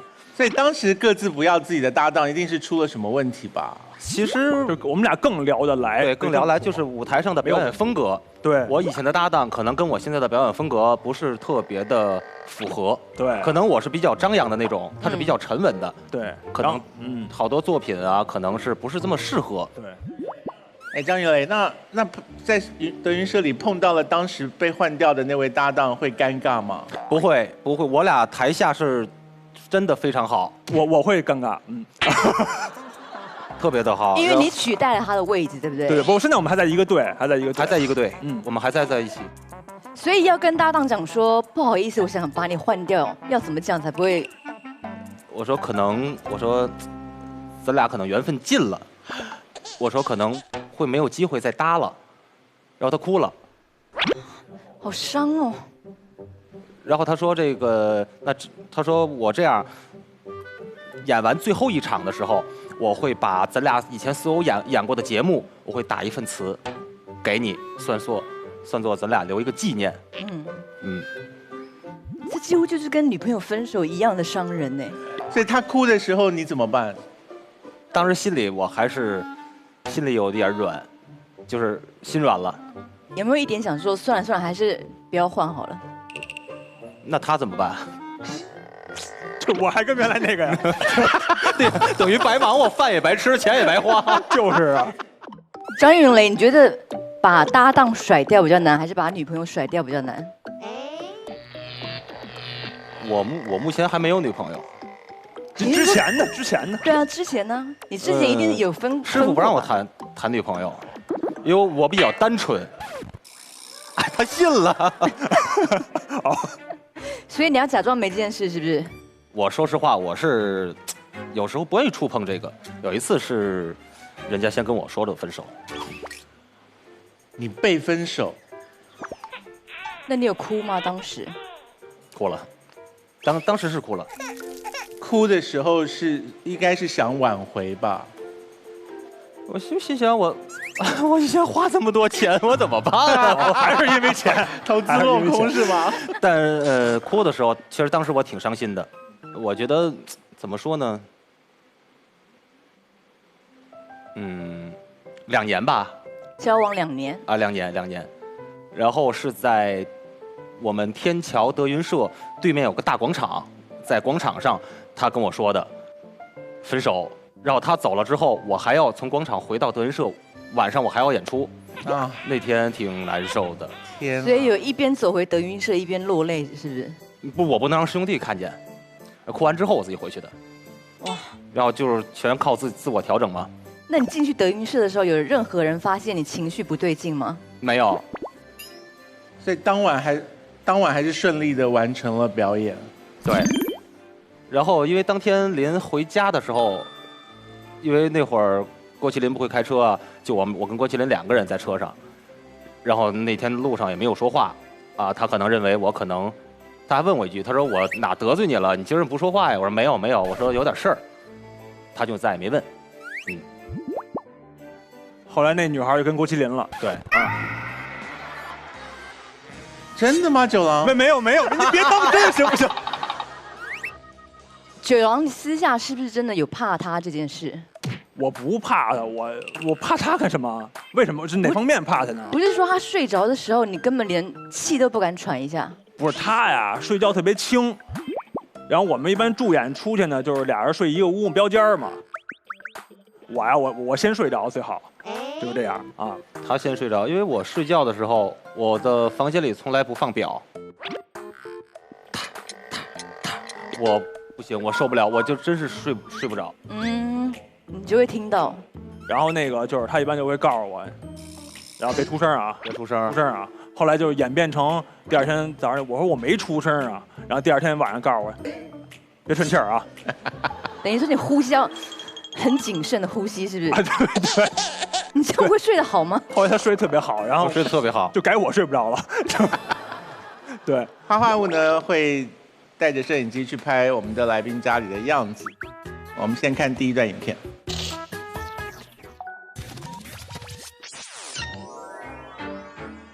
欢迎大家来到张云雷的家里。作为第2位光临花花万物的德云社当红相声演员，他的家和郭麒麟的家又会有什么区别呢？生活中的张云雷又会是什么样子呢？现在就赶紧跟我们一起来看看吧。进入张云雷的家，首先映入眼帘的是客厅。张云雷的客厅十分简洁，欧式的壁纸、欧式的桌子、欧式的椅子、欧式的家居，还有一些欧式家庭中必备的大型个人写真。但是仔细一看，它并不仅仅是一张照片，而是一块完整的拼图。整个房间里唯一没有欧式氛围的，应该就是放在这角落的金运大鼓了。这个鼓上面还刻有张云雷3个字，也没有忌讳，应该是他很常用的物品吧。接下来我们来看一下张云雷的厨房，厨房也收拾得十分整洁，连桌上的饮料都排列得整整齐齐，难不成张云雷有很严重的强迫症吗？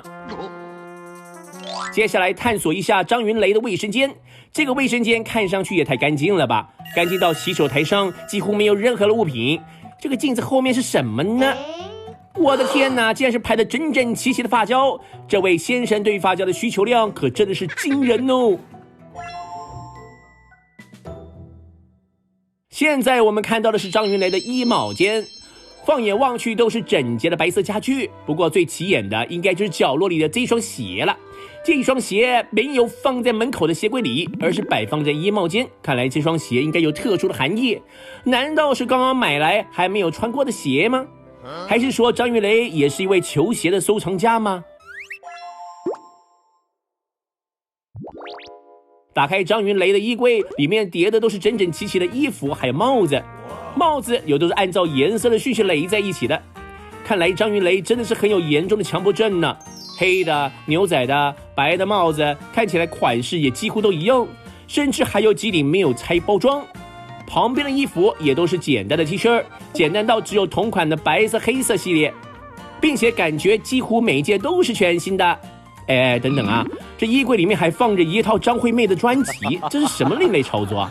还是说对咱们阿妹有什么特殊的情感需要如此珍藏吗？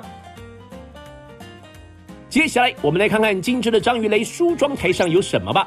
张云雷的梳妆台左右两边摆满了琳琅满目的香水，各个屏幕哎呦都可以闻到它们香气四溢呢。在梳妆台上还有这么一组稳坐 C 位的手表盒，手表背后应该有不少的故事吧？张云雷赶快跟我们分享一下啦！我们从家里带了一些东西过来，星辰麻烦你。好，那让我们一起打开花花柜吧。好像花了不少时间讲那双球鞋，那双球鞋有什么特殊之处吗？那个鞋是挺有意义的，是他送我的第一个生日礼物。他给我买这个礼物的当天，我正在说他，对，就是正在跟他闹别扭。是讲他表现不好，还是说讲他这个人格有问题？不是人格，就是逛街。我说我就不想去，我说你干嘛非让我去呀？我说你愿意去你自己去，我说你总拉着我干嘛呀？嫌弃。我说你想去，我说你不能代表我也想去。对对。然后他也没给我回。到了他买完了回来，人家是给我买生日礼物去了。不是，我真不知道他，我那会儿啊，觉得这个鞋码啊，咱不说大的小的不一样。我说咱试试。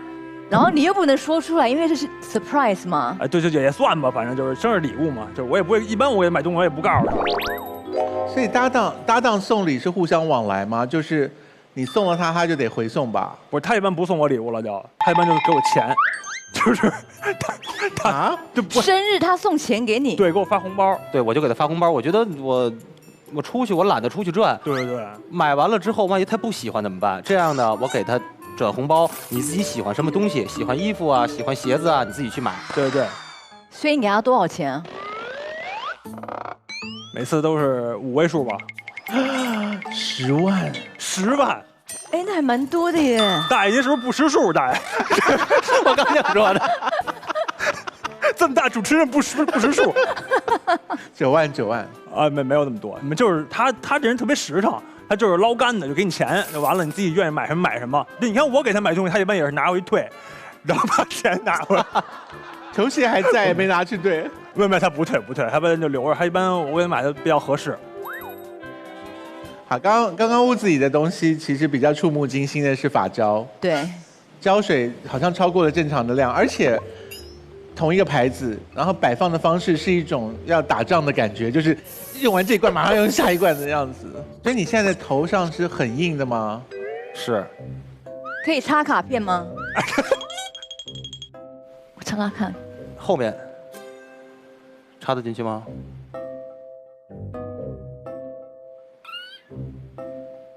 大爷可以站那鸟，我觉得。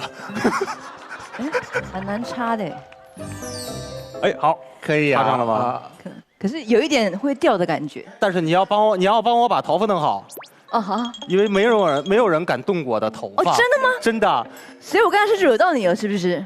我就惹到我了。没有关系，没有关系。要不然把它弄好。哎呀，弄坏了，哎，完全不对了。完了，还不如刚才呢。我现在美不美？你这样很好，真的很好看啊，很好。所以刚刚有人这样上来弄，你会怎么样？把他手挥开吧。了解我的人，可能就不会过来碰。九郎，你有曾经想要帮他把刘海这样拨一下过吗？没有试图过，我这人比较惜命。赶紧烧一炷香啊！对，他这人特别护头。所以刚刚那是真的是很严重的事，是不是？当然了。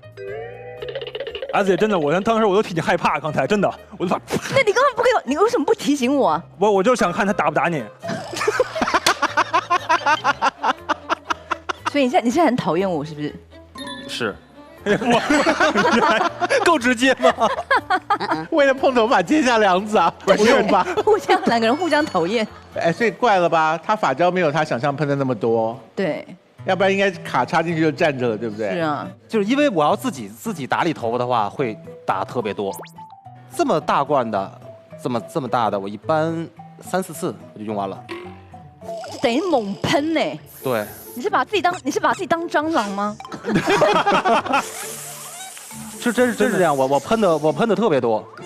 还有时候化妆老师也是，化妆老师就给他定型什么的，喷一点，姐您再喷点，然后再喷点，姐您再多喷一点，拿过来要抢。对我一般都是自己喷，没了就。如果你跟一个男生交往，结果他在你面前这样喷到他超过5分钟，你会发火吧？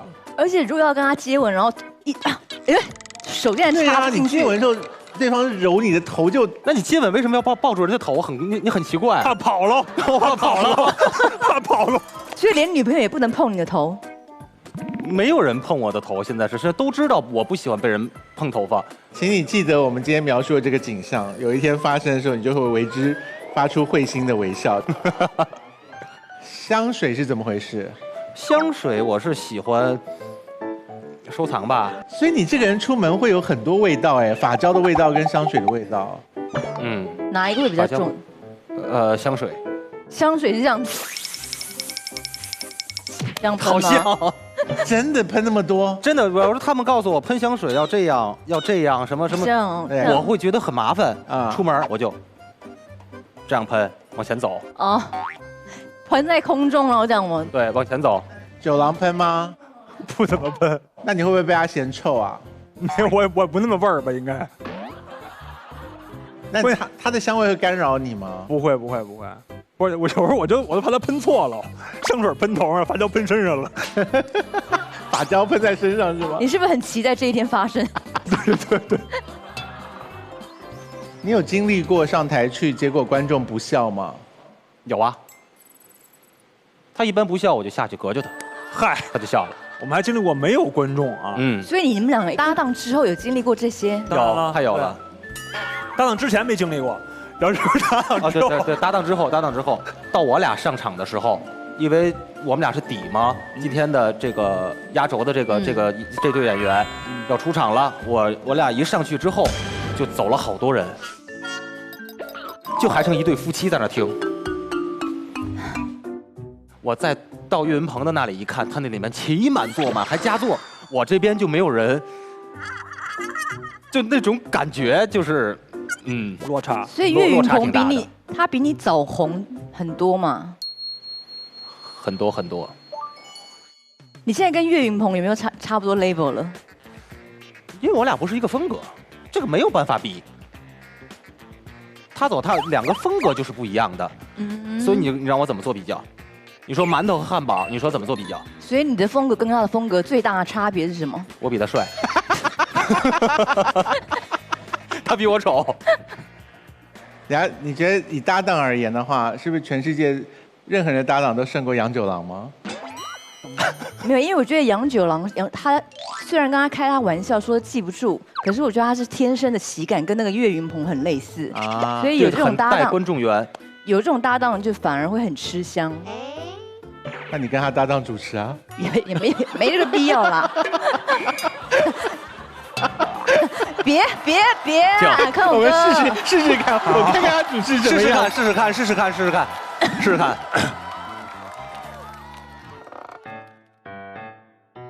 开场一般都是那个你们广告什么？啊，我们把那鸟是不是给我一下？缝住了不行。用你自己的风格开一个场，这样行不行？到哪儿了，姐？到哪儿了？到哪儿？就是做一个 opening 啊。姐姐一直是我的偶像，从那个 SOS 开始啊。可以说 SOS 吗？你们可以，我本来就是 SOS。你们没有闹内讧什么的吧？没有，感情很好。那你那时候几岁呢？我那个时候是您应该是90几年的出道，那时候就。我是记得我是16岁出道的。16岁，然后差不多，那我那会儿应该是7、8岁吧，差不多啊。不是，大爷还是您来了，还是坏了，为什么大家都走了？要不要热情？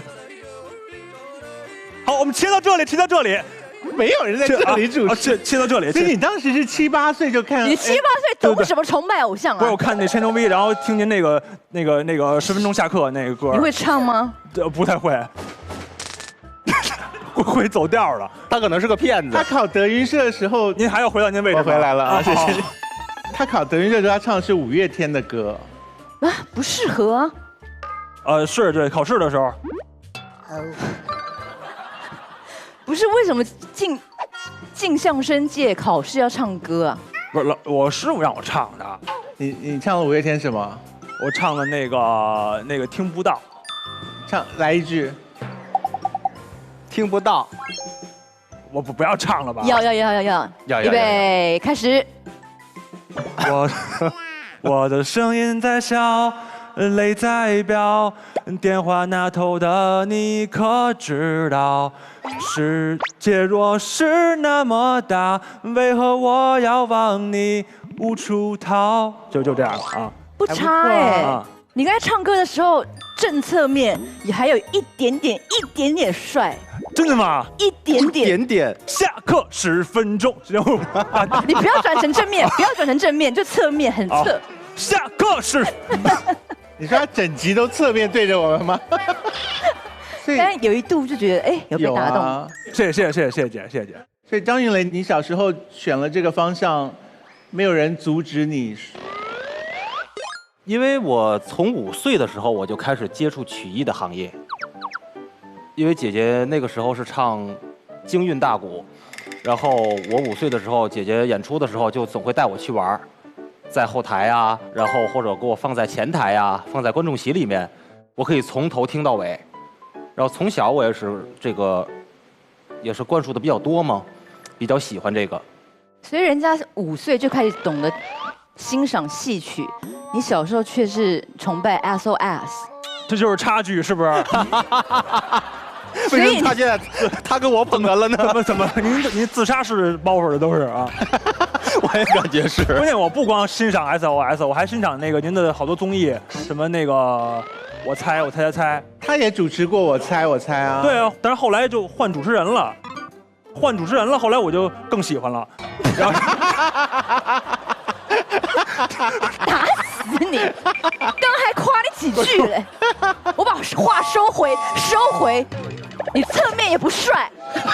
我就更喜欢那个您的别的节目了啊，没说完呢啊。什么节目？那个娱乐100%嘛。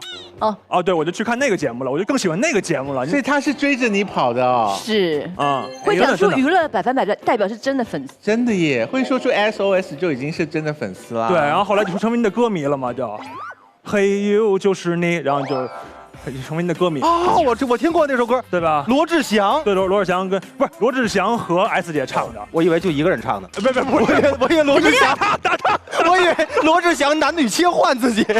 你耳朵是有问题啊！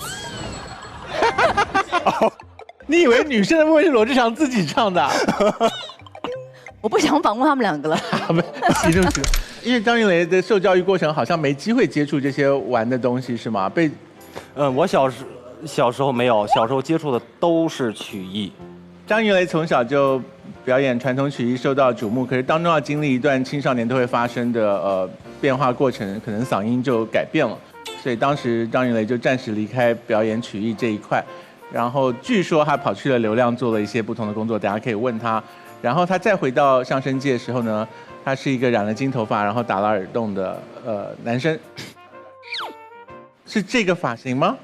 是你回来的时候是这个发型回来的？是我虽然刚刚在介绍头发有染成金黄色，可是我转头看到这张照片的时候，还是略受到震撼，就是跟我想象的，我以为是这个头发染成金黄色，因为你这个太可气了，很大，你这个对木法沙，你看到？你当时是去做什么事情得到了这个造型啊？我没有，那个时候我觉得我可能审美就是那样的吧。然后那个鬓角一定要特别的大。所以当时你觉得是好看的吗？没有，我就那会儿觉得喜欢，我就这样染。然后回来之后，我特意问了一下师傅，我说这样说相声好像不太好吧？我说我明天把它染回来。他说不要染，就这样。我说那耳钉得摘吧，耳钉也不要摘。我说为什么呀？他说我让你这么做，自有这么做的道理，不要问为什么。所以现在从小就是他让我去干什么，我从来不问为什么，从来不问，因为问了他也不会告诉我。他现在告诉你了吧？告诉了，就是想让人记住我。第一个是用这种样子上台讲相声的人。那你这样子上台的时候，你有很害怕大家不接受或者是出声音吗？害怕过。结果观众反应，都这样。就你一走出来，他们就对，都是这样。那你一开口是传统相声，他们就放心了，是吗？后来有一阵儿，我就还是保持这种风格嘛，然后染过其他的颜色。我说什么时候？我说这个头发能染黑。他说你想，他告诉我说你可以继续这样染头发。他说早晚有一天你会主动的放弃有颜色的东西。对，因为就脱发了开始。我现在是假发，现在我这是主动的，16年主动的放弃染头发，就觉得真的腻了，是不是？不接受了我自己不接受了。可是他现在这样子就感觉比较像就是一般的帅哥。一般的帅哥，以前像什么帅哥？不一般的帅哥是什么样？以前就是你刚刚的发型，那张照片你不会觉得他是个帅哥啊？反正我现在要是看以前的那种黄头发的图片，我就觉得很奇怪。有时候让我看，我说哎，我说得了，我说不让我看，不让我看。哎，是头发演变史演变过来，对。所以17那个还蛮帅的。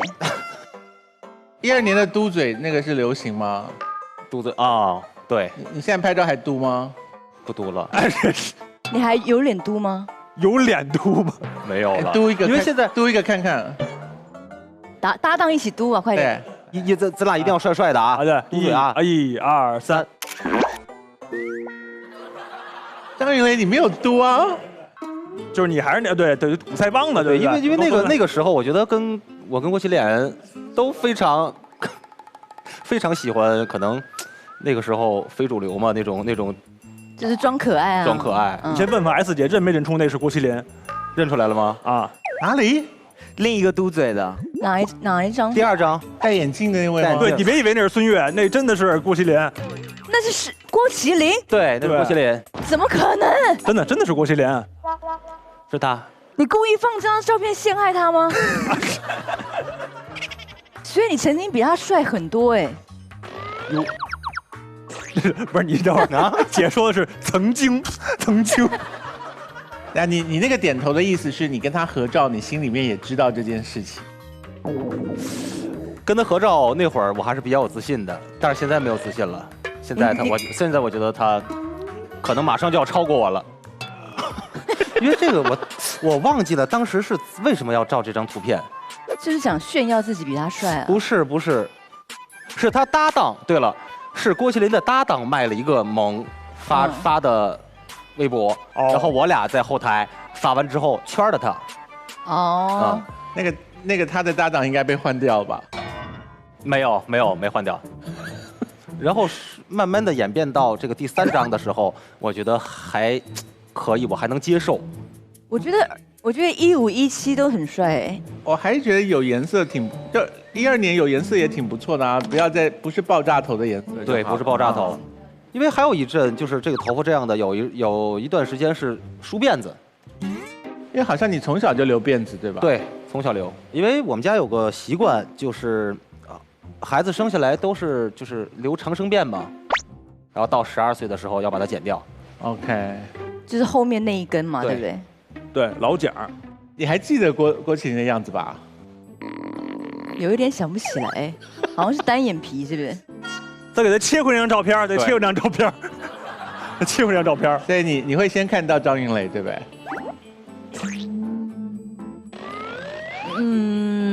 应该是。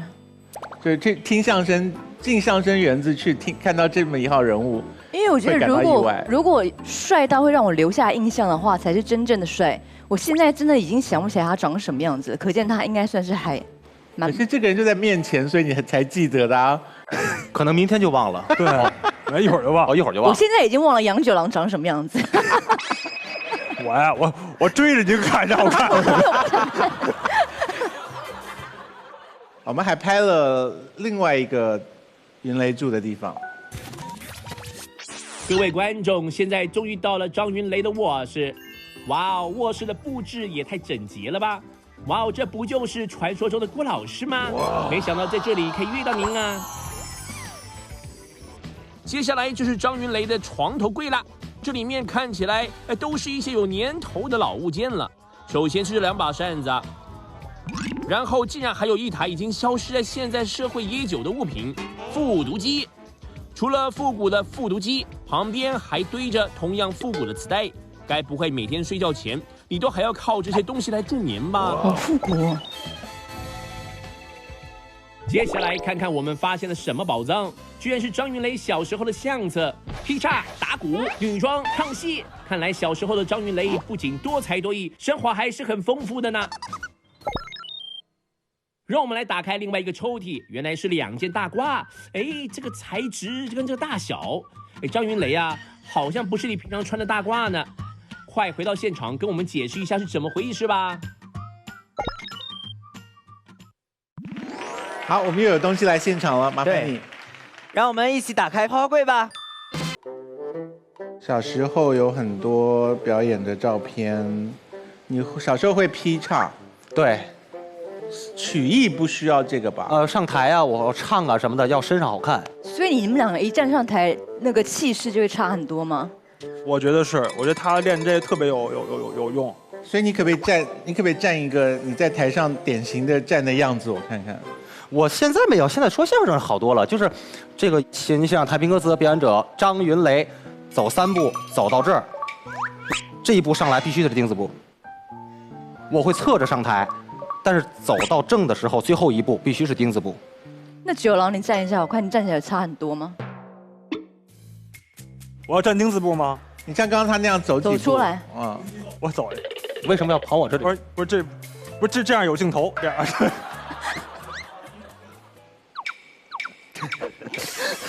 我感觉好僵啊！你笑着干嘛了？你在看谁啊？我有点紧张，不知道为什么。为什么气势差那么多啊？你们并肩走一次，我看。好，表演者张云雷、杨九郎。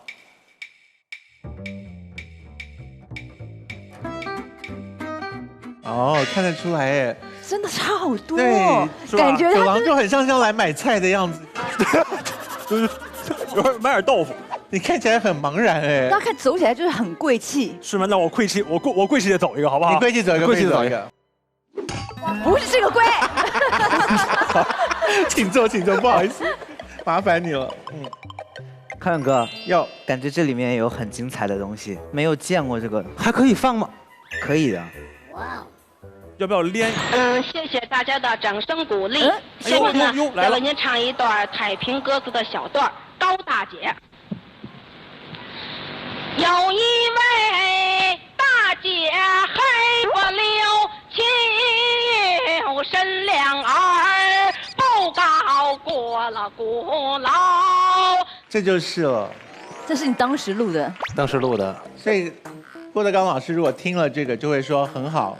没有，小的时候练功几乎就是跟师傅斗智斗勇。我就不练，他就逼着我练，我就想对策来对付他。在床头，临睡之前，他会给我贴一张纸，就是你明天早上起来要背的东西。每样50遍，都唱完了，估计我得需要4、5个小时。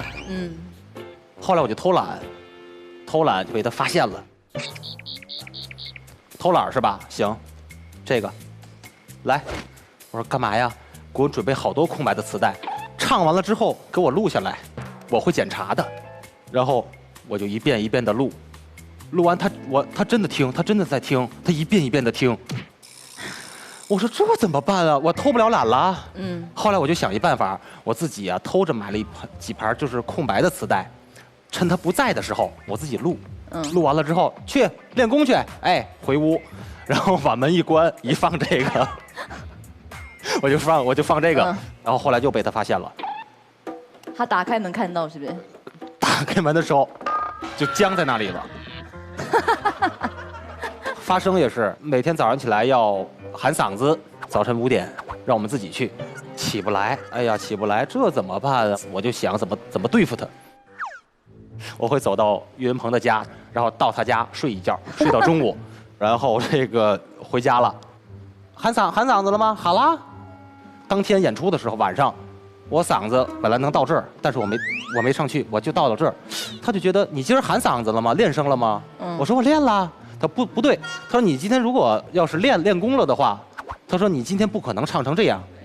然后有一次也是还是这样，那天我一推门，睡得香吗？我说我没睡觉啊。我说我就用功呢。我再问你一遍，睡得香吗？我没睡觉啊。然后我姐就过来了，你还说瞎话是不是？你姐夫在后边跟着你呢。跟踪你？跟踪我。那他这样是可以揍你吗？还是？他就打过我一次。什么事？不用功。然后当时姐姐呢带着家里面好多的人，包括烧饼啊，他们去逛街去，就不带我去，让我在家里练功，我心里就很气愤。师傅过来去，把太平歌词《游西湖》背，回去背去，不背。我一站，我说不背，背不背，就不背。然后我说完之后，把那个打击那个乐器那个玉子，我就给扔出去了。哇塞！然后他就把我扔出去了。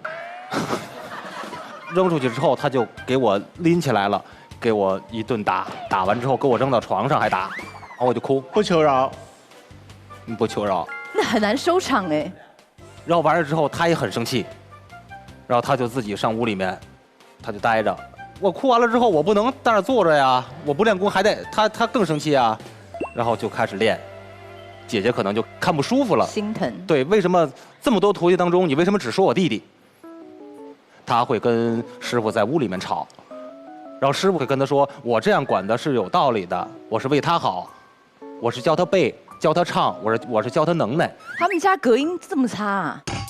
租的房呀，现在在聊事情，没有跟你聊隔音，没准不是光因为你吵啊。后来这个师傅就说：“你要真想为你弟弟好，以后我再管他的时候，你不要插手。”连这么低沉的声音你都听得到哦？不是，后来两人越吵越激烈。但是后来姐姐就觉得，确实师傅管我是对的，我确实是有点不用功、不学东西。后来姐姐就不管了。你会觉得郭德纲花很多力气跟他们玩这些事情？我可以说，小时候他在我身上真是好费力哦，好费力。所以后来倒嗓就不能再唱了吗？不能再唱了。那05年倒的。可是可能每个小朋友都会发生这件事啊，不是特别的事啊。因为变声期，我说话也说不了，唱也唱不出来，我就觉得可能完了。因为那个时候唱歌本来就是男生的嗓子就要比女生低很多嘛，然后我唱男生的歌曲，我还要低八度唱。就是你变声完之后，你的声音变那么低。对，就是就这样的。下课10分钟。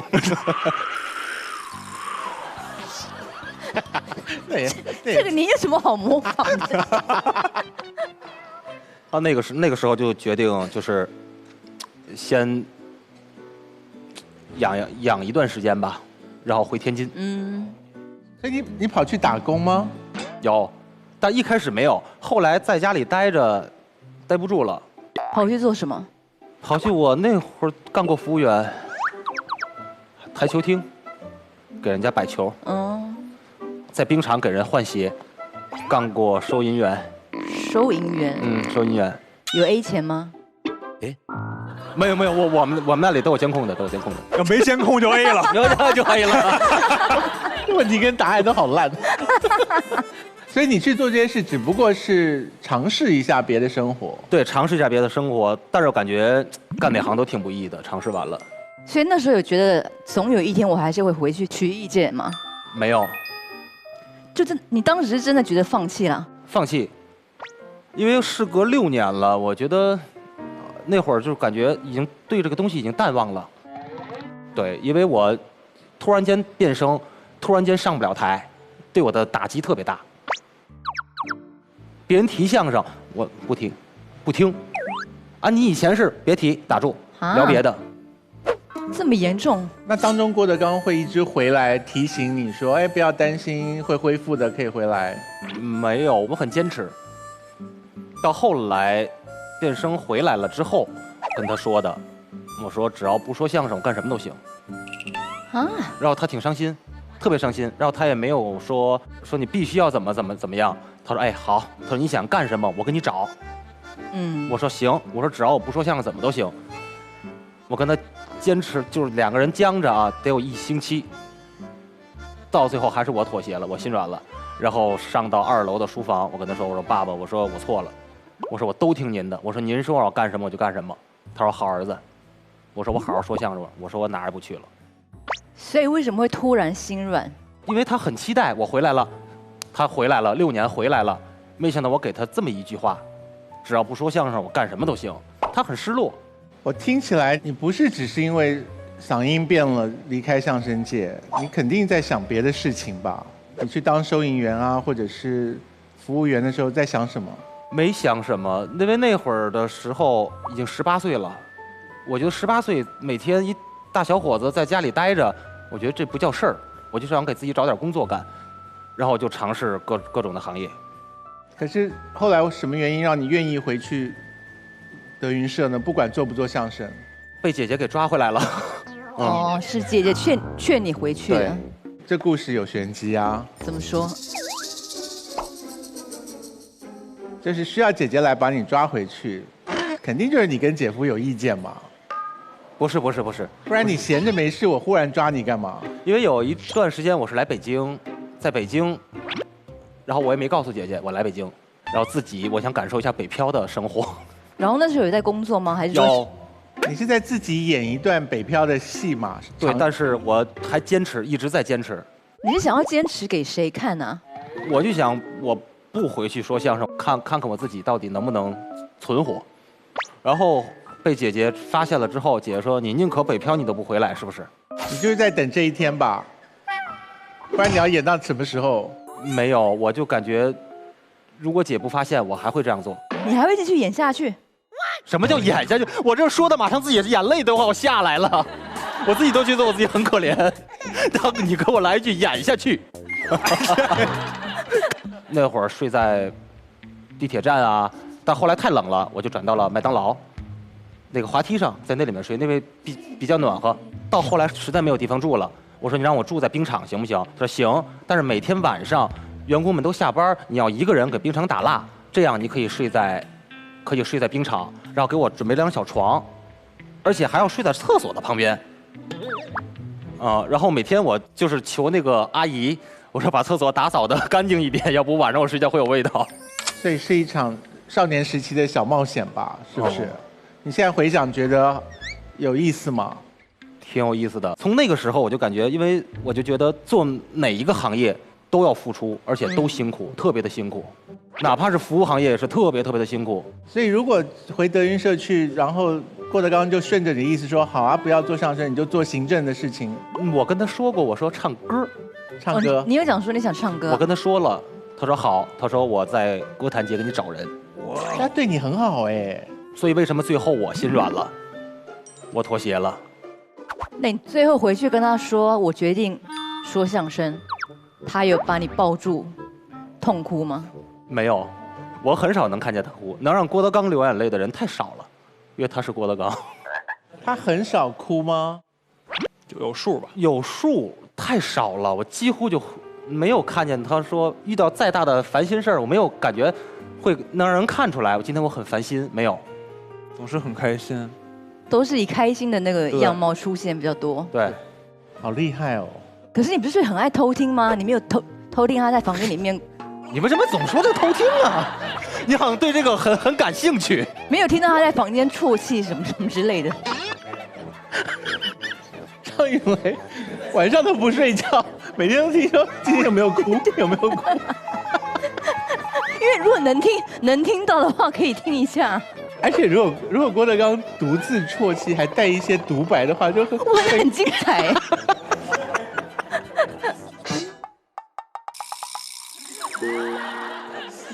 九郎也没有看过老师哭吗？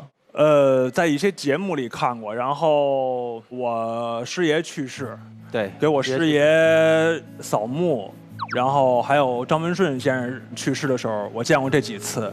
大多数我们见的都是这种情况下他才会哭的。所以他哭的时候，学生们要上去安慰他吗？其实也不用安慰，我觉得在这种情况下，实际上也是一种宣泄吧。我觉得不要拦着他啊。所以刚才张云雷用了“妥协”这个字，哎，就是如果当时郭德纲老师就说好唱歌，然后就帮你找了制作人，就开始做歌就唱了。就再也不要求你讲相声也行。如果不妥协的话，可能我就答应他了，我俩也就搭档不到一起了。好在妥协了，太庆幸了，太庆幸了。所以你是吃软不吃硬。对。他绕了一圈，现在要出专辑了，他出EP，还是要出专辑。他出EP啊。是郭德纲老师有帮忙的吗？他给我出的主意。什么主意？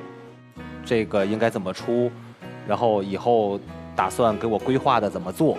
他给我写了一首歌的歌词，是他写的，所以你当上歌手了耶，愿望绕了一圈完成了，这个听起来挺好的。对，没想到绕了一圈之后，相声也说了，之前的那个想法也实现了。是，然后也参加电影演出，这些都有了。啊，我都是客串，客串。你有没有跟郭麒麟争宠？有。怎么争？小时候，我会吃郭麒麟的醋，就是大家一起走在马路上嘛，有可能师傅在中间，他这手牵着郭麒麟了，我看见了，我就会有点吃醋。那你就赶快过去牵他另外一只手啊！我不会，我的性格会自己很生气的往前跑。他喜欢演这种悲愤的戏吗？那现在有时候师傅说你觉得你小时候怎么样？我说我小时候，我说没法要这孩子，我自己都承认没法要。对，就是我小时候我真是一个没有优点的孩子。光是一个小孩子自己回忆就这么多，真的表示郭德纲花了可能3倍于我们所描述的这种心力在对付这个小孩，还跟踪早上5点爬起来去跟踪小孩子去哪？还不是自己生的小孩耶？不是吗？不是吧？啊？你不是郭德纲的小孩吧？我怎么会是他的小孩呢？对啊，这有点乱。你是老电视炸出点什么来？好像。然后他房间里床上放了一个垫子，是他跟郭德纲的合照。对。谁会放跟自己爸爸的合照的垫子在床上？因为他是我的爱豆。我心中我最崇拜的人艺人是谁？只有郭德纲。那刚刚张惠妹的唱片是怎么回事？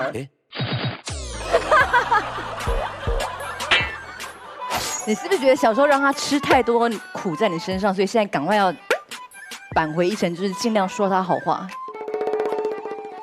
这个不是，你总诓我干嘛呀？是真心的崇拜他。对，我跟他说过一句话，他脸红了。我说我看您喝水都这么完美。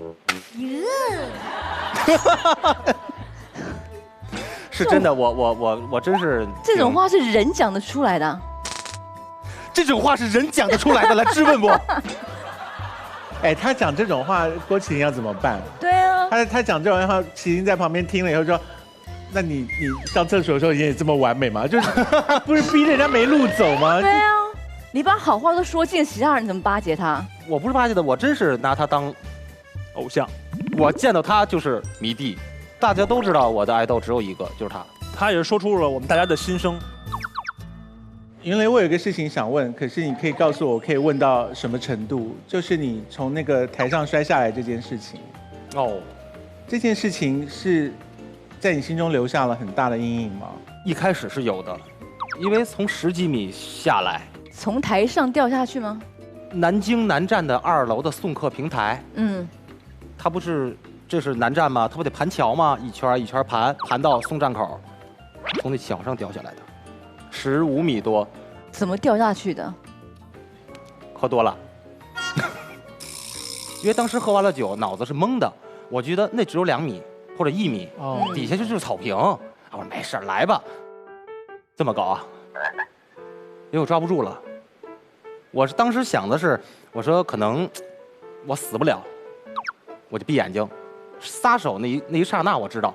你现在我回想其他的我都不知道，我知道我撒手，但是再睁眼的时候，我就是在医院就听。赶紧手术，赶紧手术，让我开胸。然后那个时候我已经喘不上来气了，因为我的5脏都移位了嘛。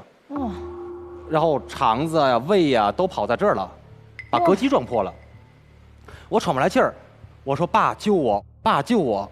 我说我喘不上来气儿，然后我就又不知道了。然后再睁眼就是 ICU。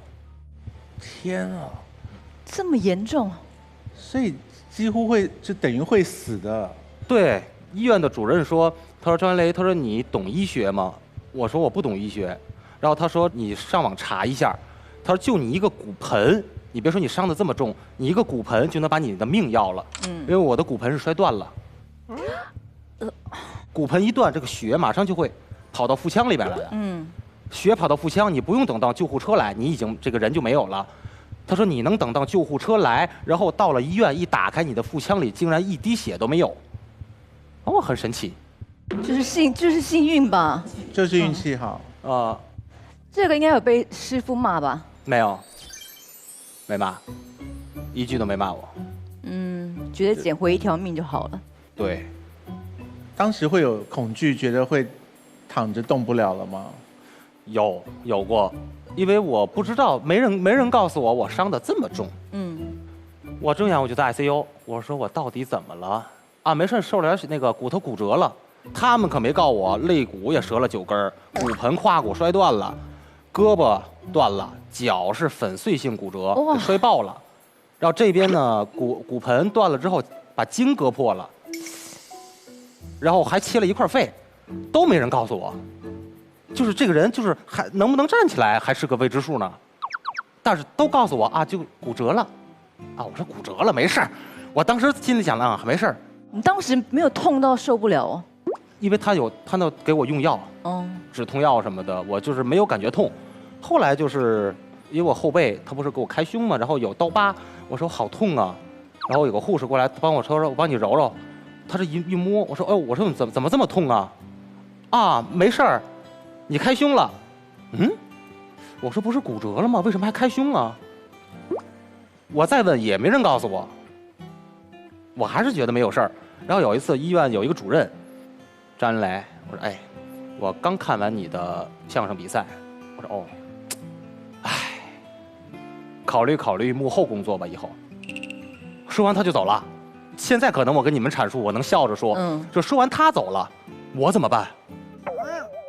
就是当时我就想，我说你让我说不了相声，你不让我死了，因为我跟相声已经是分不开的，我跟谁也不能说，跟谁都不能说。后来师傅上医院看我。我就哭了，我说爸爸，我说我可能瘫了，我说我还能上台吗？然后他就说，他说我的儿只要有我在就不叫事儿，如果你真瘫了，我教你说评书，坐着我也让你上台，我不会让你失去这个舞台，说评书都要坐着呀。然后他说你现在什么都不要想，有我在，天塌下来都不叫事儿，你现在要想的赶紧吃，赶紧养，赶紧出院，这是你要做的。然后隔了1周吧，15天。对，15天我出了 ICU， 出了院之后2个月吧，我就上台表演了。哇！正好赶上德云社大封箱，我愣上台说相声了。哇！其实就是因为他的那一句话，给我的毅力，我就是那句话听了很值得哭哎。对，很有给我很大的力量。我说我一定我要争气，我说我一定要站起来。一开始学站的时候，因为不到100天不让站，我是跪在床上。当时我心里压力很大，就那一刹那，你知道我很挣扎。我说我万一我要跪不了怎么办？我试试吧。我就扶着床，我就跪在床上了，跪着床把腰挺起来了，当时我特别开心，我说张云雷，我说你没有瘫，我说你能跪你就能站，我这样试了一下，哇，这恢复的这么快，真的运气很好。对，就是他那一句话，给了我信心啊。郭德纲真的很会给人家加油打气。我不知道九郎在干嘛九郎当时他在医院的时候，你有讲出一些振奋人心的话吗？我没有什么振奋，我当时其实挺怕给他压力的。当时，对他怕给我压力。他当时压力特别大，就是他人心特重。然后我见他第一面 ICU 进的时候，他看了我一眼，你怎么办？他问你说你怎么办？然后我心想，我说嘿，我这哥们儿都这样了，还有心思问我呢。当时有点感动了，有点就是一是感动，然后担心这一天，因为我第一天没有见到他，第二天才进去的。然后我也就跟他说了，也就有10秒钟的话吧，我就出来了，因为就20分钟的还是1刻钟的探视时间。九郎是不是第3天就去找别的搭档了？没有，我没有，没跟我说，没有。你就一直等着他吗？对，我说你什么时候起来，什么时候算。哎，他喝多的时候你不在旁边啊？没有，因为我不喝酒，所以他一般喝酒酒局都没有我。所以他有自己其他的朋友，是不是？对，一般对喝酒有一帮。九郎有朋友吗？有朋友，恭喜。我像没有朋友的人吗？我们最后来看看呢，就是云雷的温度有何改变？最终的温度达到了多少呢？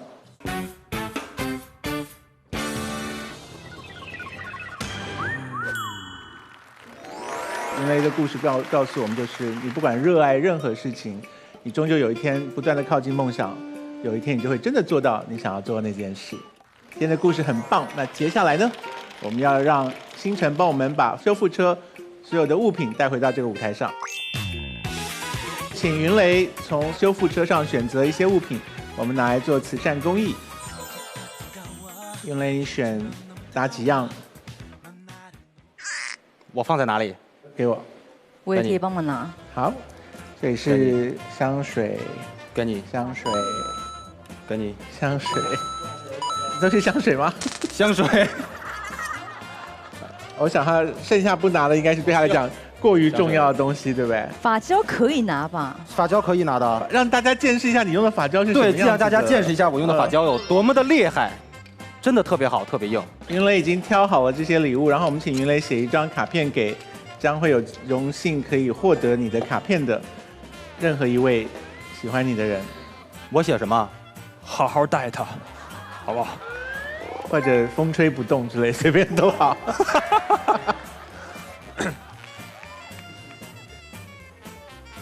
风吹不动，风吹不动。要签名啊，要签名。风吹不动。我祝你风吹不动。好，我希望大家参与我们的公益慈善活动。那这一次呢，云雷提供的这是香水还有发胶，风吹不动。希望大家在人生的风雨中都风吹不动。